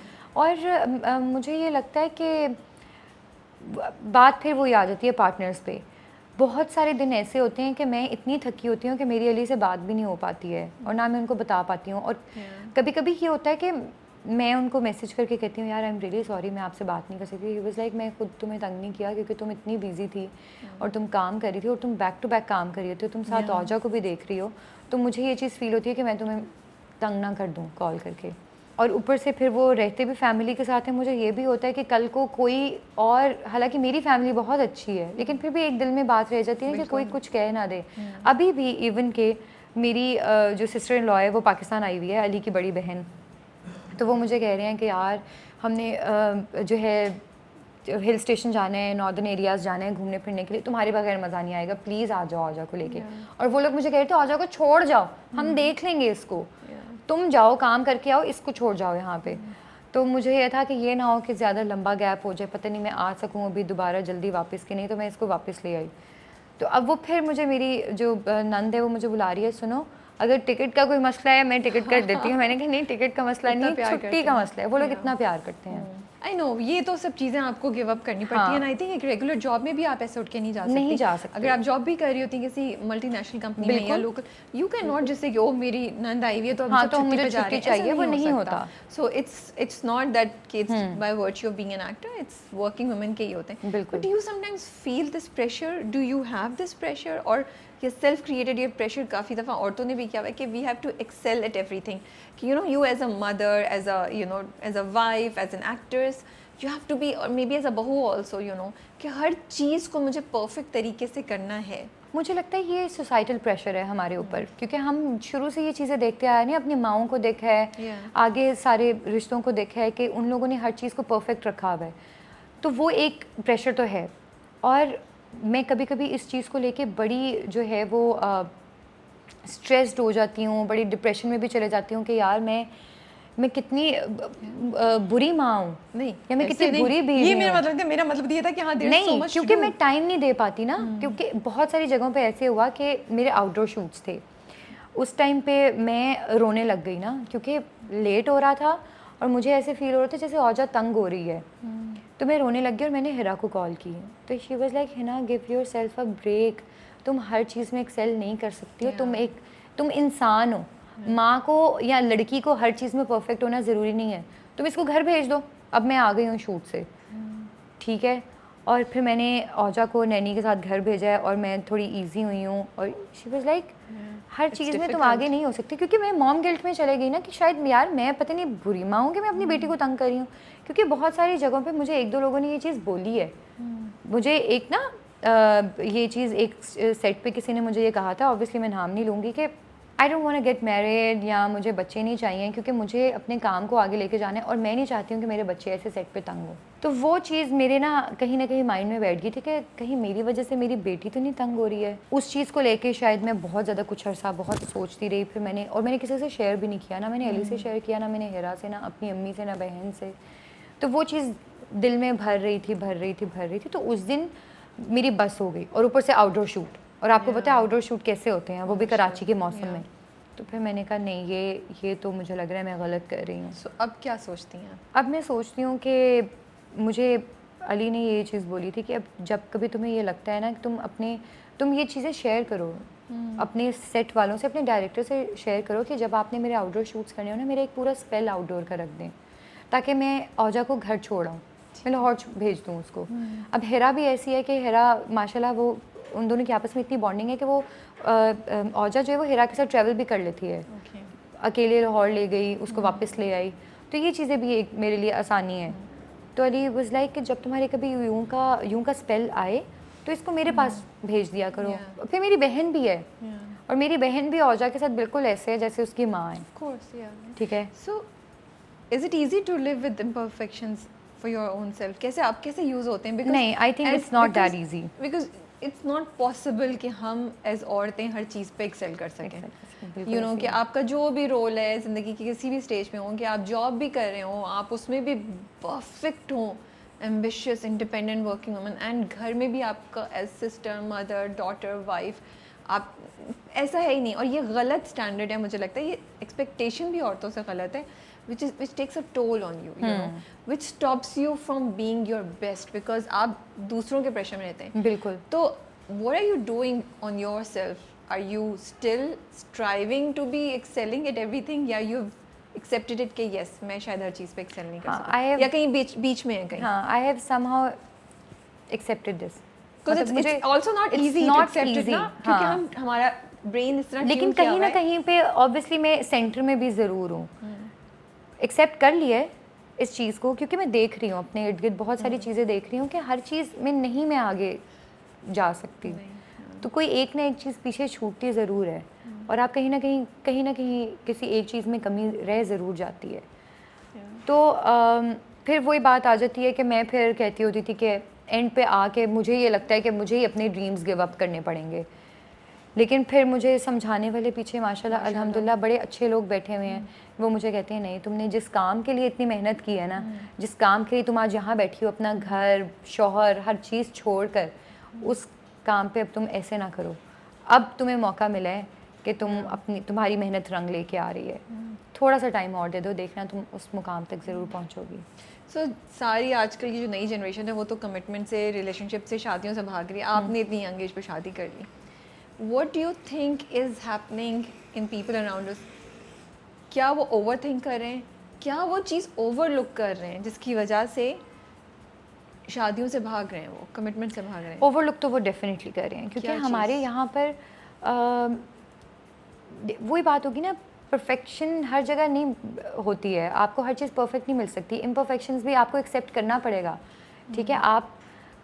मुझे ये लगता है कि हर एक की जो है वो आपसे इस तरह की उम्मीद होती है कि अच्छा जिसने शौहर की है उससे बीवी से ये उम्मीद होगी कि अच्छा ये मुझे खाने भी बना के दे, ये एक परफेक्ट वाइफ हो, इसका ऑरा भी ऐसा हो कि खूबसूरत और हर एक के सामने मैं लेकर जा सकूं, प्यारी, अच्छी, वेल ड्रेस्ड, वेल कम्युनिकेटेड, ठीक है, हर चीज़ बिल्कुल ऑन पॉइंट हो। और लड़की का भी यही होता है कि यार मुझे हर चीज़ मिले, कि मॉनेटरी टर्म से लेकर मतलब फाइनेंशियल टर्म से लेकर आपको हर तरह का ईज़ मिले। कभी कभी कुछ जगहों पे आपको अपने पार्टनर का साथ देना पड़ता है। आई थिंक मुझे ये लगता है मियाँ बीवी जो होते हैं वो गाड़ी के दो पहिए होते हैं, ठीक है, और ये एग्जांपल मुझे मेरे भाई देते होते हैं। वो कहते होते हैं कि गाड़ी का अगर एक पहिया बड़ा है और एक छोटा है ना, गाड़ी चल नहीं सकती, और गाड़ी ज़िंदगी है। तो आप दोनों को एक जगह पे आके चलना पड़ेगा। एक जगह पे जब होंगे, एक पॉइंट पे होंगे, तो गाड़ी सही चलेगी और स्मूथ चलेगी। अप्स एंड डाउन्स आएंगे, बम्प्स भी आएंगे, आप लोगों को एक दूसरे का साथ देना है। और ये वही बात है कि अब जिस तरह मैंने आपको कहा है कि मैं कोई परफेक्ट वाइफ नहीं हूँ, ठीक है, कि मैंने अपने शौहर को बड़े खाने बना के दिए हैं या उनके कपड़े इस्त्री करके दे रही हूँ कि आपके कपड़े तो बड़े बिल्कुल रेडी पड़े हैं, और अब मैं ड्रामे के शूट पे जा रही हूँ, हाँ, और अब मैं ड्रामे के शूट पे जा रही हूँ, आप घर आएंगे तो टेबल सजा हुआ होगा, बफे लगा होगा, ऐसा कुछ भी नहीं है। इम्परफेक्शंस हैं। आप लोग मोस्ट प्रॉब्ली किसी डिलीवरी सर्विस पे ऑर्डर कर रहे हैं पिज्ज़ा, हम फूड पाना करते हैं, ठीक है। तो ये चीज़ें आपको एक्सेप्ट करनी पड़ेंगी। अब मैं अपने हस्बैंड को भी इतना, अब अली को मैं भी इतना वो देती हूँ कि हर चीज़ की जिम्मेदारी आप नहीं ले सकते हैं, आप भी अपने आप को इतना ब्रेक दें, क्योंकि लड़कों के ऊपर भी तो बहुत प्रेशर है ना, हाँ। कि उन्होंने बीवी को एक घर देना है, गाड़ी देनी है, उसको अच्छे कपड़े देने हैं पहनने को, उसकी पॉकेट मनी पूरी होनी चाहिए, उसका खाना पीना होना चाहिए, तो अब उसके ऊपर भी तो बर्डन है। मेरे ख्याल से लड़कों को और लड़कियों को ये चीज़ें अंडरस्टैंड करनी पड़ेंगी कि आप दोनों को मिलके साथ कामयाब होना है। और वो जिंदगी किसी भी स्टेज पे होगा, चाहे और वो 26 पे ज़िंदगी शादी किसी करें भी या स्टेज 33 पे हो पे सकते हैं, शादी बिल्कुल। करें, so if you find the right person you should हाँ, नॉट हेजिटेट टू मैरी। और मेरे ख्याल से अगर आपको ज़िंदगी में कोई ऐसा पार्टनर मिल रहा है तो आई थिंक आपको शादी कर लेनी चाहिए, आपको चीज़ें डिले नहीं करनी चाहिए, क्योंकि जब हलाल चीज़ बीच में आ जाती है चीज़ें ऑटोमेटिकली बेहतर होना शुरू हो जाती हैं। आज की यंग लड़की जो है, एक वर्किंग वुमन, मुझे लगता है अपॉर्चुनिटीज़ बहुत ज़्यादा हुई हैं, ठीक है, एक्सेप्टेंस बहुत ज़्यादा हुई है, लेकिन उसके साथ साथ चैलेंजेस भी बहुत ज़्यादा बढ़ गए। यू नो, जहाँ आपको जॉब करने की आज़ादी है, आप पैसे भी हक से मांग सकते हैं, ज़्यादा मिलते हैं, यू नो, आपको आपका बाहर जाना, आपका बोलना, आपके कपड़े, वो सब चीज़ें होनी, लेकिन एक्सपेक्टेशंस भी बहुत ज़्यादा हैं कि you have to do this this this, आप फिर 9 देर तक भी काम करें। कितना चैलेंजिंग है एनवायरनमेंट, किस तरीके का है, how do you look at it, is it good और is it taking a toll on mental health of women that we do not realise it? मुझे लगता है कहीं कहीं पे हाँ ये ऐसा है कि आपके मेंटल प्रेशर बहुत ज़्यादा हो जाता है। किस तरीके से? अब जिस तरह इतनी से अपॉर्चुनिटीज़ आ रही हैं, इतना कुछ अच्छा हो अपॉर्चुनिटीज़ रहा है। हैं, लेकिन बर्डन भी बहुत ज़्यादा हो जाता है ना फिर आपके ऊपर। अच्छा, आपने काम कंप्लीट करना है, चीज़ें टाइम से होनी चाहिए, आप टाइम पे आएँ, ये चीज़ें भी हैं। फिर अब आपको कभी कभी ब्रेक अपने लिए चाहिए होता है, आपको काम से ब्रेक चाहिए होता है, और अपॉर्चुनिटीज़ ज़्यादा होने की वजह से कि कहीं ये वाली अपॉर्चुनिटी मेरे हाथ से निकल ना जाए, आप वो चीज़ कर लेते हो, लेकिन फिर आप कहते हो यार मुझे ब्रेक भी तो चाहिए था। अपॉर्चुनिटीज़ हैं, लेकिन लोग भी बहुत बैठे हुए हैं उन अपॉर्चुनिटीज़ को अवेल करने के लिए। So, आप तो आप break ये नहीं भी ले नहीं सकते। चाहते हो कि आप ब्रेक लो। So it's a rut, हाँ, it's a race जिसमें हाँ। आप चले जाएं तो जिससे busy हो आप जाएं। चले जा रहे हो, और फिर अब आप इतने ज़्यादा एक टाइम पे आके आप इतने भर जाते हो कि आपको होता है कि यार मुझे ये नहीं करना चाहिए था, मेरे ख्याल से मैं ये ना करूँ।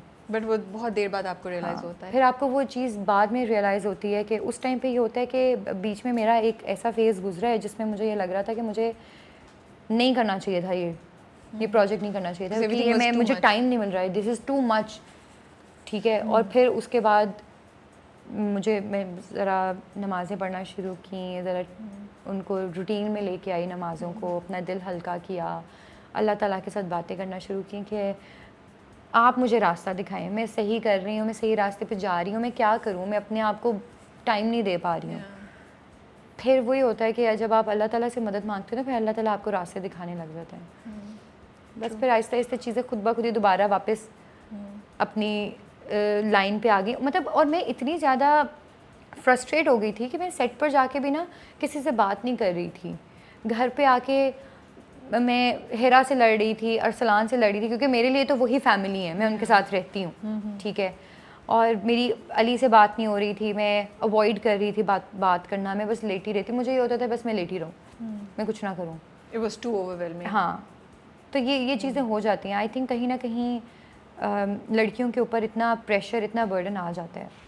नई एक्टर्स जो हैं, sometimes do you feel lost, do you feel there is a need for mentorship, जब आपको नहीं समझ आती कौन सा स्क्रिप्ट लें, क्या डायरेक्शन लें, कैसे चीज़ें करें, या यू थिंक नहीं आजकल के जो नहीं, बिल्कुल है, ओके बहुत ज़्यादा नीड है यहाँ पे इस चीज़ की, क्योंकि फिर भी कहीं ना कहीं लोग कहीं ना कहीं अपने फ़ायदे के लिए बात कर रहे होते हैं। अपना फ़ायदा एज इन आपको लोग कहेंगे कि हमारे साथ प्रोजेक्ट करें, वो वाला प्रोजेक्ट तो अच्छा नहीं है, आप हमारे साथ करेंगे तो बहुत आगे जाएंगी।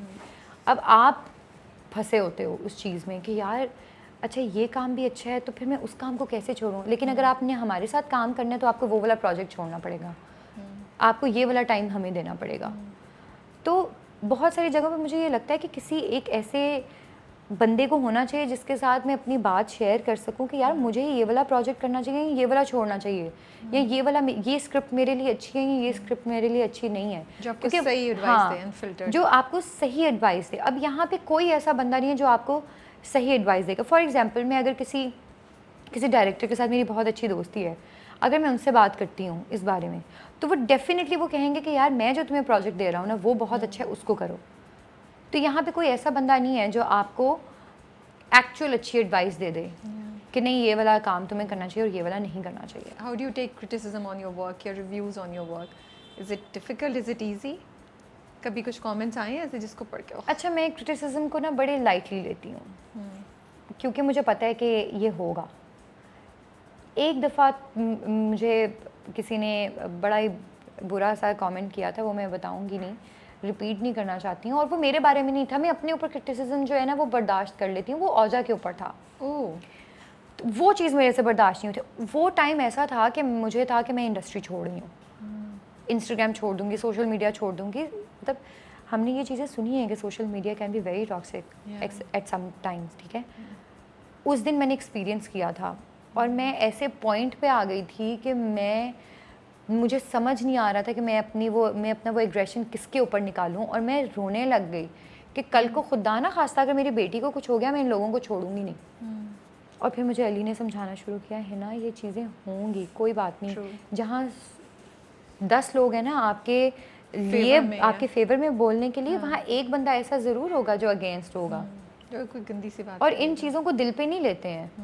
हमें अभी पता, ये तो इसने तुम्हारे मुंह पे अगर एक बात कर दी, अभी पता नहीं पीछे कितने लोग होंगे हमारे ऊपर बातें करने वाले। तो मुझे बहुत टाइम लगा था उस चीज़ से निकलने में, कि उस चीज़ को एक्सेप्ट करने में। अभी भी कहीं ना कहीं ये चीज़ है कि मैं अपने ऊपर चीज़ें बर्दाश्त कर लेती हूँ, अपनी बेटी के ऊपर नहीं करती, या अली के ऊपर नहीं करती, अपने रिश्तों के ऊपर नहीं मैं बर्दाश्त करती, मैं अपने ऊपर बर्दाश्त कर लेती हूँ। अगर कभी किसी इस तरह की मैं कोई वीडियो लगा दूँ, अगर अली के ऊपर कोई बात करता है तो मैं आगे से रिप्लाई ज़रूर करती हूँ उनको कि प्लीज़ ये एक बर्थडे पोस्ट है, प्लीज़ इसको आप बर्बाद ना करें। मेरे ऊपर कोई बात करेगा, I don't care. Social media has become like a big challenge, है ना, कि आप अपनी चीज़ को हंसी खुशी शेयर भी नहीं कर सकते। आपको डर लगता है कि यार आप ओवर थिंक करते हैं, हाँ, कि यार इस पे क्या जवाब आएगा, you know, something that you, there should be something light and just okay, you think so much. बिल्कुल। अब एक बर्थडे पोस्ट था अली का, जो अली ने मेरी बर्थडे पे लगाया था। एक किसी ने नीचे ये कमेंट कर दिया कि ये मियाँ और बीवी की इतनी पर्सनल चीज़ें होती हैं, आपको इस तरह के वीडियोस नहीं लगानी चाहिए हैं, आप लोग जो है वो ऑफ द कैमरा भी एक दूसरे को विश कर सकते थे। तो एक लड़के ने नीचे से आके लिखा, आई थिंक इस चीज़ को नॉर्मलाइज़ करना बहुत ज़रूरी है कि मियाँ और बीवी के प्यार को आगे दिखाया जाए। तो वो चीज़ मुझे बड़ी अच्छी लगी थी कि अच्छा, फिर मुझे वाकई रियलाइज़ हुआ कि यार जहाँ एक अगर इस तरह का नेगेटिव कमेंट करे तो इस तरह के सपोर्टिव लोग भी हैं जो इस चीज़ को सपोर्ट कर रहे हैं, जो चाहते हैं कि यार इस चीज़ को नॉर्मलाइज़ किया जाए। हम यहाँ पे कितनी टॉक्सिक चीज़ें दिखा रहे हैं, इंस्टाग्राम हो गया, हमारे न्यूज़ चैनल्स हो गए, हम आए दिन ये चीज़ें देख रहे हैं कि शौहर ने बीवी पर तशद्दुद कर दिया। हम ये चीज़ें क्यों नहीं दिखा रहे कि मियाँ और बीवी के बीच में प्यार भी है। सही बात है। मियाँ और बीवी एक दूसरे को सपोर्ट भी करते हैं, ये चीज़ें भी हैं और वो चीज़ें दिखाना बहुत ज़रूरी है और सपोर्ट करना भी चाहिए, करना मतलब भी ये भी चाहिए। तो प्रैक्टिस आप डालें ना, ये आइडियाज़ भी तो डालें हाँ। कि इट्स नॉट ऑल अबाउट तशद्दुद and all that, good Exactly. Examples भी हैं हाँ। हमारे यहाँ, all is not lost. Tark-e-Wafa, Maryam's character, what was in the script कि थोड़ा कहीं कहीं मुझे रिग्रेसिव लगता है क्योंकि सो आई क्वेश्चन, बट कहीं कहीं मुझे बड़ा रिलेटेबल इंटरेस्टिंग भी लगता है। अच्छा, रिलेटेबल ये इस तरह से भी है क्योंकि मरियम का कैरेक्टर एक जिस तरह की वो दिखाई हुई है, वो अपने घर वालों को लेके बड़ी प्रोटेक्टिव है कि उसको पता है कि मेरे रिश्ते कैसे हैं, मेरी फुफ्फो कैसी हैं, खुदा न खासा कल को कोई बात हो जाती है तो मेरे बाप पे बात आएगी, मेरी माँ और मेरे बाप पे बात आएगी, तो उस चीज़ को मैं बड़ा रिलेट कर सकती थी क्योंकि जब मैं इंडस्ट्री में आने लगी थी तो मेरे भी दिल में यही बातें थी, ठीक है, कि मैं कोई ऐसी चीज़ ना कर दूं कि कल को मेरे अम्मी अब्बू के ऊपर ये बात आ जाए, उस चीज़ को लेके। और वही रीज़न है कि वो बड़ी खिंची हुई भी रहती है, वो एक्सप्रेस भी करना चाह रही है अपनी फीलिंग्स को, लेकिन वो नहीं कर पा रही है क्योंकि उसको पता है कि अगर कोई भी चीज़ उसने कर दी कल को उसके माँ बाप पे ये बात आ जानी है। और उसकी माँ तो पहले राज़ी नहीं थी इस जॉब के लिए कि क्या ज़रूरत है जॉब करने की, तो ये एक चीज़ बड़ी रिलेटेबल मुझे लगी थी। और दूसरी चीज़ ये कि जिस तरह से उसका उसकी दादी के साथ प्यार है, तो बहुत ही मज़े की अच्छी प्यारी कॉन्वर्सेशन है दोनों की। हाँ, बहुत मज़े की एक बहुत अच्छी बॉन्डिंग दिखाई हुई है। मेरा मेरे दादा के साथ बहुत प्यार था, तो हमारी ऑब्वियसली ये वाली बॉन्डिंग नहीं थी, इस तरह का मजाक नहीं था, लेकिन बहुत सारी जगहों पे दादा ने बहुत सारी चीज़ें मुझे बताई थी, सिखाई थी और हम लोग मजाक भी करते थे आपस में, तो वो चीज़ मुझे बड़ी रिलेटेबल लगती थी। ये दो चीज़ें थी जो मुझे बड़ी अच्छी लगी थी इस स्क्रिप्ट के बारे में। और आगे इस स्क्रिप्ट में एक ऐसी चीज़ आएगी जो मैं अभी रिवील नहीं करना चाहती, जो कि आई थिंक हमें दिखानी चाहिए चीज़ें, ओके, ठीक है, कि लड़कियां हमेशा बेचारी नहीं होती हैं, आप बहू को हमेशा बेचारा वो अपने लिए स्टैंड भी ले सकती हैं। क्योंकि हम लोग हमारे ड्रामाज में ये चीज़ नहीं दिखाते कि लड़की अपने लिए स्टैंड ले रही है या उसके घर वाले उसके लिए स्टैंड ले रहे हैं, जबकि ये होना चाहिए। अगर आपको लग रहा है कि कोई रिश्ता बड़ा टॉक्सिक है, आपको उससे निकलना चाहिए और आपकी फैमिली को आपका साथ ज़रूर देना चाहिए। हमारे यहाँ पे तो ये चीज़ सिखाई जाती है ना कि अब जीना मरना वहीं है, अब यहाँ से तुम आओगी तो तुम्हारी लाश ही आएगी, डोली उठी है वापस, डोली उठी है वापस मैयत पे। हाँ, ये so with Maryam's character and with Tark-e-Wafa and जो मुझे इंटरेस्टिंग लगती है चीज़ वो ये कि ऑफिस गोइंग लड़कियां जो है ना उनके लिए बड़ी अच्छी चीज़ें, like her character and because dynamics change हो रहे हैं और बड़ी हम ना, मुझे लगता है कि हम एक ट्रांजिशन की पीरियड से गुजर रहे हैं in terms of lifestyle and how girls are leading their lives with work, कि वो उसके लिए खाना भी ऑर्डर करता है और अपने लिए भी कर देता है and he is like no big deal and she reacts to it and actually उस सीन ने मुझे सोचते में मजबूर किया। मैंने कहा यार ये सही कह रही है, अब अगर ये उसको इंटरटेन करती है, बैठ जाती है, तो ये तो उसको बोल रही है तुम, उसने उसकी परमिशन के बगैर ऑर्डर कर लिया, तो मुझे इंटरेस्टिंग लगता है कि वो अपनी तरफ से कोई इसने ही थिंक्स कि मैं सही कर रहा हूँ, but she reacts to it because अगर उसने एक दफ़ा हाँ बोल दी तो वो तो दरवाज़ा खोल रही है, कल उसको कुछ भी he is not getting it and he is also not somebody जो उसकी डिसरिस्पेक्ट कर रहा हो या कुछ ऐसा कर रहा हो जिसको आप पिन पॉइंट कर सकें, but actually when you think about it with the changing dynamics of work life, it is not right. You need, because अगर वो बैठ जाएगी तो वो clearly उसको गलत सिग्नल दे देगी that I am also interested. लेकिन फिर मुझे ये भी होता है कि फ्रेंड्स भी तो हो सकते हैं, हाँ. फ्रेंड लेकिन उनकी फ्रेंडशिप है नहीं है। फ्रेंडशिप देखिए, बात फिर वही आ गई ना कि उसको सोसाइटल प्रेशर है कि अब उसमें एक डायलॉग ये था कि उसने कहा था कि तुम एक गैर आदमी के साथ ऊबर पे बैठ के घर ज़रूर जा सकती हो, लेकिन मैं तो तुम मुझे जानती हो, मेरे साथ बैठ के नहीं जा सकती। तो उसने ये बात बोली थी कि एक टैक्सी में और आपकी गाड़ी में बड़ा फ़र्क है, मैं उससे निकलूंगी तो बातें नहीं होंगी, मैं आपकी गाड़ी से निकल के जाऊंगी तो बातें होंगी। तो ये भी एक चीज़ है ना, अगर वो बैठ जाए अपने बॉस के साथ इस तरह से इजी होके लंच कर रही है, खाना खा रही है, तो फिर बाकी के लोगों के दिल में ये बातें आने लग जाएंगी कि हम भी तो एम्प्लॉय हैं, हम भी तो उतने ही काम कर रहे हैं, ये इतनी इम्पोर्टेंट क्यों है।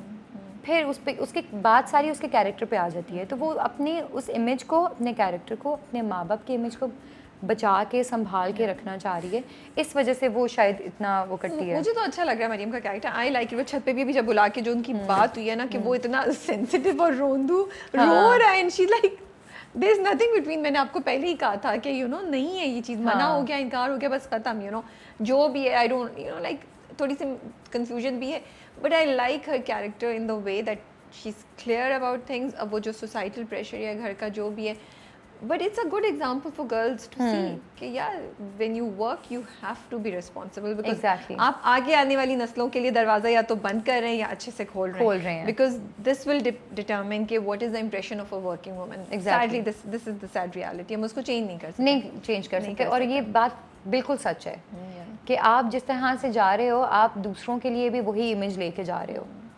तो ये आपके ऊपर एक ये भी प्रेशर है आपके ऊपर कि आपको लोग किस तरह से देख रहे हैं. लोगों का क्या रिएक्शन आ रहा है मरियम पे अभी तक? लोगों का अभी तक बहुत अच्छा रिएक्शन आ रहा है अल्हम्दुलिल्लाह. मुझे बड़ी खुशी होती है पढ़ के कि अच्छा लोग कहीं कहीं पे मुझे देख के हंसी भी आती है. इतने गुस्से में आ जाते हैं कि ये मरियम ऐसे क्यों कर रही है, उसको दिखाई नहीं दे रहा वो उसको कितना प्यार करता है. बिकॉज हमारे स्टैंडर्ड गलत हो गए ना मोहब्बत के. हम लोग ये डिफाइन ही नहीं कर पा रहे कि मोहब्बत में भी क्या चीज़ सही है क्या चीज़ गलत है. जस्ट बिकॉज एक एक्शन है जो लगता है मोहब्बत है, आप दूसरे की बाउंड्रीज भी तो देखें. दूसरे की बाउंड्रीज भी देखें. एग्जैक्टली. आप किसी और की बाउंड्री में इन्वेड नहीं कर सकते हो. आपके आप रिश्ता चाहे कोई भी हो, आपको दूसरे को इतनी स्पेस देना बड़ा ज़रूरी है. मियाँ बीवी का हो, बहन भाई का रिश्ता हो, आपने स्पेस देनी है उस बंदे को. बट मैं कमेंट्स पढ़ी थी, mostly people are really appreciating her character. And एक दो जगह पे तो लोगों ने ये भी कहा कि which was a very interesting comment. It's like nobody is talking about the stand that Mariam is taking, कि किस तरीके से वो उसकी इंडिपेंडेंस को रोक रहे अपनी मोहब्बत समझ के. But Mariam is still going on and I was like यार हाँ हमारी ऑडियंस पिक कर रही है चीज़ें, you know. ये भी रीज़न है कि इस स्क्रिप्ट को सिलेक्ट करने का कि इसमें लड़की सिर्फ अब आगे बेचारी नहीं होगी. आप देखिएगा कि लड़की अगर एक काम करने वाली लड़की और उसको इस तरह का ससुराल मिला है तो वो किस तरह से टैकल कर रही है चीज़ों को, क्योंकि ये और ये दिखानी चाहिए. और हमारे यहाँ पे ये चीज़ें नहीं दिखाई जा रही हैं. हमारे यहाँ पे सिर्फ ये दिखाया जा रहा है कि अगर वो बुरे ससुराल में फंस गई है तो वो बस फंस गई है और वो रो रही है और उसको गुजारनी है अब किसी भी तरह से. But I am scared for her. माशाल्लाह से जो 3 नंदे हैं ना, हर एक कैरेक्टर है. एक तो उनकी आपस की जो लड़ाई और कॉन्वर्सेशन है ना, मुझे वो भी बड़ी फनी लगती है कि अच्छा उनकी आपस में भी नहीं है ना. हाँ वही तो कह रही हूँ, उनकी जो डायनामिक्स चल रही है.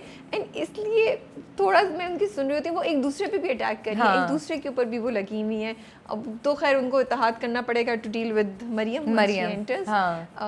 बट डू यू फील कि नंदे या जो अकलौते भाई की बहनें होती हैं they are kind of justified, या जो इनसिक्योरिटीज़ क्रिएट हो जाती हैं उनकी लॉजिक बनती है? अच्छा मुझे कहीं कहीं पे ना जब हम लोग ये बात कर रहे थे ना, जब हम स्क्रिप्ट पे काम कर रहे थे और हम जब एक्टिंग भी कर रहे थे साथ में, कुछ ऐसे सीन्स आते थे तो मैं ये जो ZQ जो कैरेक्टर प्ले करी है अनीला का, मैं इनको कहती थी कि वो बेचारी कहीं ना कहीं गलत नहीं है, वो सही है. क्योंकि उसने अपनी पूरी ज़िंदगी लगा दी अपने बहन भाइयों को इस मुकाम तक पहुंचाने के लिए कि अगर मैंने शादी कर ली तो इनको कोई एक्सेप्ट नहीं करेगा और ये बिखर जाएंगे मेरे छोटे बहन भाई. तो उनकी भी कहीं ना कहीं उनके लिए ये एक्सपेक्टेशन है कि ये भी मेरे लिए कुछ करे. लेकिन वो अब ओवर होता जा रहा है ना. मगर इतनी होती है, इतनी अपनी बहन भाइयों के लिए अपनी इतनी एक्सपेक्टेशंस होती हैं कि यार मैंने अगर किसी के लिए इतना किया तो एटलीस्ट मेरा भाई या मेरी बहन मेरे लिए भी इतना करे. और जहाँ पे सिंगल आपका बच्चा होता है, इकलौता भाई होता है या इकलौती बहन होती है, इकलौती औलाद होती है, उधर फिर आपके ऊपर बर्डन ज़्यादा होता है, उधर फिर प्रेशर ज़्यादा होता है, फोकस सारा एक पे होता है ना. अब वो इतने सालों से एक ही भाई वही सब कुछ उनका करता है, वो कैसे किसी और को टेंशन देते हैं. You know, in a way, I feel the drama when it talks about the 3 Nande and the इकलौता भाई and all that, कि हाँ देखें ऐसा होता है. अब वो आगे जो भी करेंगी, I am hoping that the drama will teach कि ये भी सही नहीं है जो आप इतना possessive and that's the logical route. But I also feel कि कहीं कहीं मुझे डर लगता है कि जब हम ऐसी चीज़ें दिखाते हैं तो हम ज़्यादा वो जो स्टीरियोटिपिकल इम्प्रेशन है ऑफ नंदे एंड बहनें ऑफ अकलौता भाई, उसको हम ज़्यादा स्ट्रॉन्ग कर देते हैं. ज़्यादा स्ट्रॉन्ग कर देते हैं. ऐसा ही होगा, लड़कियों को डरा देते हैं कि अच्छा ये लड़का तो अच्छा है, इसकी 3 बहनें भाई देख के यू नो, या 2 बहनें भी है तो बेटा इट्स गोना बी डिफिकल्ट. हालांकि ये नहीं है, नंदे बहुत अच्छी भी होती है. मेरी नंदे माशाल्लाह बहुत अच्छी हैं. और कल हम लोग बैठ के यही बात कर रहे थे कि अरसलान मुझे कहता है कि यार मेरी कोई ऐसी कज़न बहन नंद क्यों नहीं है. मैंने कहा तुम्हारी नंद हो भी नहीं सकती है. नहीं लेकिन मुझे भी चाहिए ऐसी एक नंद चाहिए. कि मतलब हम लोग यही बातें कर रहे थे कि हमारे जो ड्रामाज हैं उनमें बहुत ज़्यादा ये पॉजिटिव साइड नहीं दिखाई जा रही है. अभी तक सास भी बुरी है, नंद भी बुरी है और भाभी भी बुरी है। तो ये ड्रामा करते हुए इस बात का आपको जहन में था, एंड एज एन एक्टर कितनी रिस्पॉन्सिबिलिटी आप सोचती हैं स्क्रिप्ट के अब बारे आप में? ये देखें ना कि इन्होंने रीजंस बता दिए हैं ड्रामाज में। अगर वो इस तरह की अनीला का कैरेक्टर जो है वो इस तरह का है, वो क्यों है? ओके, क्योंकि उनके अपने भी, हाँ, क्योंकि उनके अपने भी कुछ ट्रॉमाज रह चुके हैं ना, ठीक है। और अगर सजीला ऐसी है तो क्यों है, वो जो छोटी बहन बनी हुई है वो ऐसी है तो वो क्यों है? वो इसलिए ऐसी है क्योंकि उसको बहुत लाड मिला हुआ है, वो बिगड़ी हुई है। अनीला ऐसी इसलिए है क्योंकि उसने अपने बचपन के ट्रॉमास देखे थे और वो रेडी भी नहीं थी इन सारी चीज़ों के लिए। और वो बताती है कि अम्मी गई हैं और मतलब वो हॉस्पिटल गई, उसके बाद वो घर नहीं आई और मैं एकदम से 3 बच्चों की माँ बन गई। तो अगर मैं उनकी जगह पे आके देखूं तो वो बेचारी, उसने तो अपनी ज़िंदगी लगा दी ना।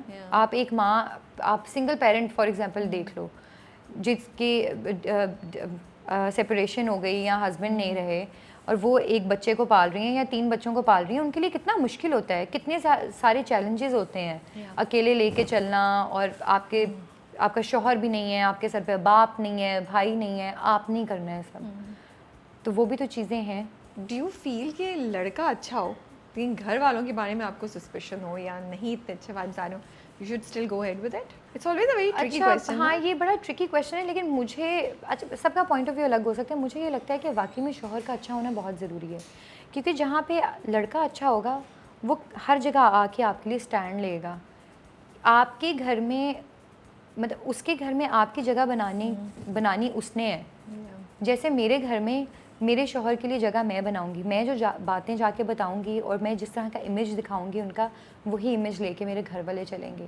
सही बात और यही बात है कि अगर शौहर अच्छा है और शौहर ने आपके उस घर में जगह बनानी है, तो ये एक बड़ी ज़रूरी बात है। अब फॉर एग्ज़ाम्पल तर्क वफ़ा की बात कर लें, उसमें अगर कल को फॉर एग्जांपल अगर हमारी शादी होती है, अभी तो ये नहीं पता है कि शादी होनी है कि नहीं हो जाएगी, ओएसटी में दिखा चुके हैं आप लोग, इतना ये तो पता ओएसटी चेंज भी हो जाते हैं ना उसके बगैर तो फायदा नहीं है ना मरियम को देखने का। वो तो ये भी है, ये हमारी बड़ी बहस हुई थी कि आपको ओएसटी में नहीं दिखाना चाहिए था कि हमारी शादी हो रही है। सो अब मेरी नंदों के साथ रिलेशनशिप कैसा बनेगा ये डिपेंड करता है सिप्तैन के ऊपर।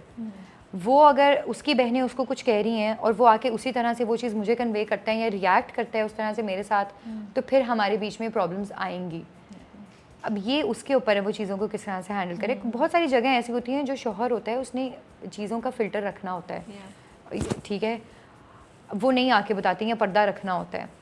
अगर वहाँ से उनको कोई चीज़ पता चल रही है वो छुपा देते हैं, वो उस चीज़ को किसी और तरह से कन्वे करके उस मैसेज को आप तक पहुँचा देते हैं। और यहाँ से अगर बीवी कोई चीज़ आपकी बहनों के बारे में या माँ के बारे में कह रही है, तो वो चीज़ वो जाके उस तरह से रिएक्ट करके ना बताए कि आपने मेरी बीवी के साथ ये किया है, ठीक है, रिश्ता उसी ने बनाना है और उसने ये चीज़ कायम रखनी है। तो मुझे मेरी तरफ से शौहर का बहुत बड़ा अमल दखल है इस चीज़ में। मुझे दादी का कैरेक्टर भी इसलिए अच्छा लगता है कि मुझे लगता है इट शोज़ कि फैमिली में कोई ना कोई बड़ों में ऐसा होना चाहिए जो लड़कियों को, बच्चों को गाइड कर सके, क्योंकि बड़ी अच्छे से बात करिए, तो मुझ पर ट्रस्ट करती हो नहीं करती हो बता दो, यू नो। वरना मुझे लगता है लड़कियों को सबसे बड़ा जो issue I feel is that they don't have anyone to discuss, you know, because अभी अगर मरियम के साथ जो कुछ हो रहा है, तो मरियम अगर घर जाके बताएगी तो उसको डर होगा कि घर वाले कहेंगे ओ जॉब छोड़ दो, देखो वो लड़का तुम्हारे पीछे है, ओ वो तो ये कर रहा है, बदनामी, you know, like so many things. So लड़कियां कभी भी एक इन्फॉर्म डिसीजन कर नहीं सकती हैं because they don't have the right people to trust and talk. तो मुझे दादी का कैरेक्टर ना इसलिए बड़ा अच्छा लगता है कि वो इतने अच्छे से प्यार से उसको समझाती है, which is a great example to set, you know. How was working with everyone? कोई सेट पे इंसिडेंट है जो आप शेयर कर सके, बिकॉज वो शुरू में जो बचाता है वो वाला सीन भी बड़ा बाहर जो आप लोगों ने शूट किया एंड ऑल दैट, कोई सीन है जिसको आप बता सके जो मुश्किल था या कुछ इंसिडेंट? यही बहुत मुश्किल सीन था और ये वही आउटडोर का सीन है जिस दिन मेरी बस हो गई थी। हाँ, ठीक है, क्योंकि ये बहुत लंबा सीन था और बड़ा लंबा, और ये लिखा बड़ा डिफरेंट हुआ था। ये तो मोहिब ने इसको पूरा डिज़ाइन किया, मोहिब ने और मेरे डायरेक्टर ने बैठ के इसके ऊपर पूरी डिस्कशन की, क्योंकि वो इंटायरली डिफरेंट चीज़ लिखी हुई थी। उसको फिर हम लोगों ने चेंज किया, फिर जो हमारे आर्ट डायरेक्टर थे उनके साथ बैठ के मोहिब ने और मेरे जो डायरेक्टर हैं काशिफ भाई, उन्होंने बैठ के इस पर बात की। फिर परमिशन ऑब्वियसली ऊपर ऑफिस से भी परमिशन ली कि यार हम इसको इस तरह से चेंज करना चाह रहे हैं। हमारा वो शूट आई थिंक अगले दिन सुबह 4 बजे तक चला है, क्योंकि आग लगना, ट्रक आ रहे हैं, फिर पूरा ढाबा बना है, वो पूरा फिर बहुत सारी चीज़ें उसमें हो रही हैं, there is just so much happening Going on, around. yeah. तो फिर वो सारी जो चीज़ें जो दिखाना थी ना, वो जो सारा मेस जो दिखाना था वो बहुत टाइम टेकिंग था। तो और ऊपर से आपको पता है फिर कराची में शूट करना और गर्मी में शूट करना, ये एक बहुत मुश्किल चीज़ थी। And how was working with all the actors? ZQ, बहुत मज़ा, Mohib, and बहुत Maya? मज़ा। ZQ जी तो बस अब शी इज़ फैमिली, उनके साथ तो बहुत अच्छा। मोहिब के साथ काम करना, मोहिब ने मुझे बड़ी चीज़ें सिखाई हैं जो कि मुझे पता नहीं था कि, लेकिन एक वो बात होती है ना, हम एक आपको एक्सेप्ट भी करना पड़ता है कि आपके अंदर, हाँ आपके अंदर इतनी कमी है कि आपको भी सीखनी है, और सीख कभी ख़त्म नहीं होती। आई थिंक आप बिल्कुल नहीं, किसी भी आप स्टेज पे किसी भी स्टेज पे आप ज़िंदगी के किसी भी हिस्से में आप चीज़ें सीख रहे होते हो। तो हालांकि, और मोहिब ने मुझे बताने से पहले ये चीज़ पूछी थी कि तुम माइंड तो नहीं करोगे अगर मैं तुम्हें कुछ बताती हूँ? मैंने कहा मैं क्यों माइंड करूँगी, आप मेरे से ज़्यादा एक्सपीरियंसड हैं, आप मेरे सीनियर हैं, आप मुझे अगर कुछ बताएंगे तो आई थिंक वो बेहतर बताएंगे, और वो मेरे और आपके काम को बेहतर करने के लिए है, क्योंकि मैंने आपके साथ नज़र आना है। तो ही वाज लाइक कि हाँ मैं सिर्फ इसलिए बता रहा हूँ कि तुम्हारी चीज़ें भी बेहतर होंगी इससे। तो मुझे ये चीज़ बड़ी अच्छी लगी थी कि उन्होंने मुझे ये चीज़ सिखाई, और किस तरह से आपको, मैं ना बहुत सारी जगहों पे इस तरह से करने लग जाती थी, तो वो मुझे ना सीन पे बैठे बैठे यूँ यूँ अक्सर पीछे से कर रहा होता, जब मेरा सोलो हो रहा होता था कि काम डाउन ना, कि इसको थोड़ा कम कर दो, रिलैक्स हो जाओ, कि यहाँ पे इस चीज़ की ज़रूरत नहीं है। तो हाँ, समीना जी के साथ काम करने में इतना मज़ा आया। औजा की तो नाना है वो, औजा अभी टीवी पे भी देखी नाना, ठीक है, उनको देख के कहेगी, फिर वो ZQ जी को देख के आंटी, फजीला जी को देख के, वो उसकी सबके साथ दोस्ती है उसकी, और उसके सबके साथ अलग तरह की दोस्ती है, किसी के साथ बड़ी रिस्पेक्ट वाली, बड़ी डर वाली। फजीला जी के साथ थोड़ी रिस्पेक्ट वाली दोस्ती है, क्योंकि वो फिर उसको कोई एक ऐसा बंदा होना चाहिए ना जो ज़रा अपना डर रखे, क्योंकि मेरे से तो डरती नहीं है वो। तो वो फजीला जी उसको जैसे कहेंगी औजा नहीं ऐसे नहीं करना, बैठ जाओ, तो वो बैठ जाएगी, उनकी बात सुनती है वो। और फिर जो अमारा है, जो मोहिब की छोटी बहन बनी हुई, उसने फुल बिगाड़ के रखा हुआ है औजा को, छोटी खाला की तरह। हाँ वो छोटी खाला की तरह है। वो आइसक्रीम्स लेके आएगी, है ना, मैं आइसक्रीम खिला रही हूँ इसको, तुम चाहे मना करती रहो। अब वो चॉकलेट्स लेके आएगी। हाँ, वो सारा जो फैमिली का है ना, वो स्पॉइल करना बच्चे को, वो आपको हो रहा है। और फिर ZQ जी के साथ बड़ी उसकी जो है, वो ZQ जी ज़रा उसको तंग नहीं करती हैं, झंझोड़ती नहीं है, उनको ये होता है कि रोने ना लग जाए, तो वो ज़रा दूर दूर वाला प्यार करती हैं कि मेरे से तंग ना आ जाइए, तो वो उसको दूर से बिठा कर ऐसे करेंगी। तो वो उसने ये चीज़ सीख ली है उनसे, तो वो उनको ऐसे करेगी, लव यू, फिर उनको जाके अपनी ड्रेसेस दिखाएगी, वो फिर उसकी तारीफ़ भी बहुत करती हैं कि ओ माय गॉड हो जा, नाइस शूज़, नाइस ड्रेस। तो वो जब सेट पे जाएगी उनके पास जाके यूँ दिखाएगी कि मैंने अब नए शूज़ पहने हैं। बच्चों को बहुत होता है, दे पिक अप वेरी क्विकली कौन क्या कर रहा है, और वो एक्टिंग भी करती है। so she's getting ready। हाँ, तो मुझे सारे ये कहते हैं कि है ना, तुम तो कुछ भी नहीं हो, तुम्हारी बेटी तुमसे बड़ी एक्ट्रेस है। छोटी सी क्यूट सी, तो एक्सप्रेशंस भी बड़े प्यारे प्यारे होते होंगे। Is it difficult to do romantic scenes? Very difficult, नया मतलब चीज़ें हो रही हैं और सब कुछ, हाँ वेरी डिफिकल्ट। लेकिन ये आई थिंक बड़ा डिपेंड करता है कि आप किसके साथ सीन कर रहे हो। अगर कोई आपको इतना ईज़ देता है तो फिर आपके लिए वो चीज़ें ईजी हो जाती हैं। मतलब मोहिब ने मुझे कभी अनकंफर्टेबल होने नहीं दिया, क्योंकि हम मजाक से शूट कर रहे होते हैं, तो वो हंसी खुशी में निकल जाता है हमारा शूट, वो पता नहीं चलता। जिस तरह मेरा एक प्रोजेक्ट था, उसमें हनीमून में जैन खुद भी बहुत शाय है, he is a very shy person. और हमारी, आप यकीन करेंगे कि हम लोगों के हालांकि दोस्त बन जाते हैं, नंबर्स एक्सचेंज होते हैं, मैंने कितना अर्सा उसके साथ काम किया, मेरे पास ना उसका नंबर है ना उसके पास मेरा नंबर है, हमारी कभी बात ही नहीं हुई। सेट पे रह के हम बड़े अच्छे हैं, बातें भी कर रहे हैं, लेकिन कभी इस तरह का मौका ही नहीं मिला कि हम एक दूसरे से कभी लंबी बात करें या फ़ोन पे कभी बात कर लें कि हाँ तुम शूट पे आए हो, कभी ऐसा नहीं हुआ। तो ही वॉज़ वेरी शाय। और उसके साथ जब मुझे एक सीन करना पड़ा था, तो हमारा एक सीन था जिसमें वो OST जो बनाना था हमने, कि उसने मुझे पकड़ा हुआ है और पीछे पूरा कैमरा जो है वो पूरा गोल घूम रहा है और चल रहा है, तो उसमें हम एक दूसरे की आंखों में आंखें डाल के देख रहे हैं। तो वो हमने एक दूसरे का हाथ पकड़ा हुआ है और मुझे वो जैन बिल्कुल यूँ तो फ़हीम और मैं भी यूँ। फ़हीम भाई ने कहा क्या हो गया है? मैंने कहा कुछ भी नहीं, जैन बहुत ज़्यादा कंफ्यूज हो रहा है तो इस चीज़ को लेकर ना कि उसको ये था कि हिना माइंड ना करे। तो फिर फ़हीम भाई ने हमें साथ बिठाया, फ़हीम भाई ने कहा एक दूसरे से बात करो, थोड़ा इजी हो जाओ, दोस्ती करो, चीज़ें नॉर्मल हो जाएंगी। फिर हम लोगों ने ज़रा बैठ के बात की, थोड़ा इस चीज़ को प्रैक्टिस किया, फिर हम ज़रा हंसने खेलने लगे। फिर फ़हीम भाई ने कहा एक दूसरे के यहाँ देखो, आंखों में ना देखो अगर प्रॉब्लम हो रही है, यहाँ देखो। फिर हमने यहाँ देखा, हाँ ये भी एक चीज़ है कि आपके लिए चीज़ें ईजी हो जाती हैं। तो हम यहाँ देख के फिर एक दूसरे से ना वो वाला हमने सीन किया, तो बड़ा ईजी। उसके बाद फिर चीज़ें ईजी हो गई थी, फिर उसके बाद हम हंसी खुशी कर लेते होते थे। तो वो एक फर्स्ट सीन था हमारा एक दूसरे के साथ जो बड़ा मुश्किल हुआ था। बट मोहिब के साथ आपकी बातचीत थी तो मोहिब के साथ, हाँ मोहिब के साथ, क्योंकि मोहिब ने वो डायरेक्टर भी रहे हैं ना, उनको पता है कि एक्टर को किस तरह से इस चीज़ की तरफ लेकर आना है, तो वो इतना ईज देते हैं। अच्छा सुनो, अगर हम इस चीज़ को ऐसे कर लें तो वो चीज़ तुम्हें बुरी तो नहीं लगेगी? वो पहले मतलब मेरे से पूछ कर, मैंने कहा नहीं करते हैं इसको, बल्कि ऐसे करते हैं। तो इसीलिए उनके साथ बड़ा इजी था काम करना, प्लस उनका एक्सपीरियंस भी है, आपको पता है बहुत ज़्यादा है। True. Are you looking at any other scripts या अभी तड़के वफाई की शूट चल रही है? अभी एक स्क्रिप्ट पे काम चल रहा है, और वो भी बहुत, वो मरियम से बहुत डिफरेंट कैरेक्टर है। ओके। और इंशाल्लाह वो देखकर आपको मज़ा आएगा।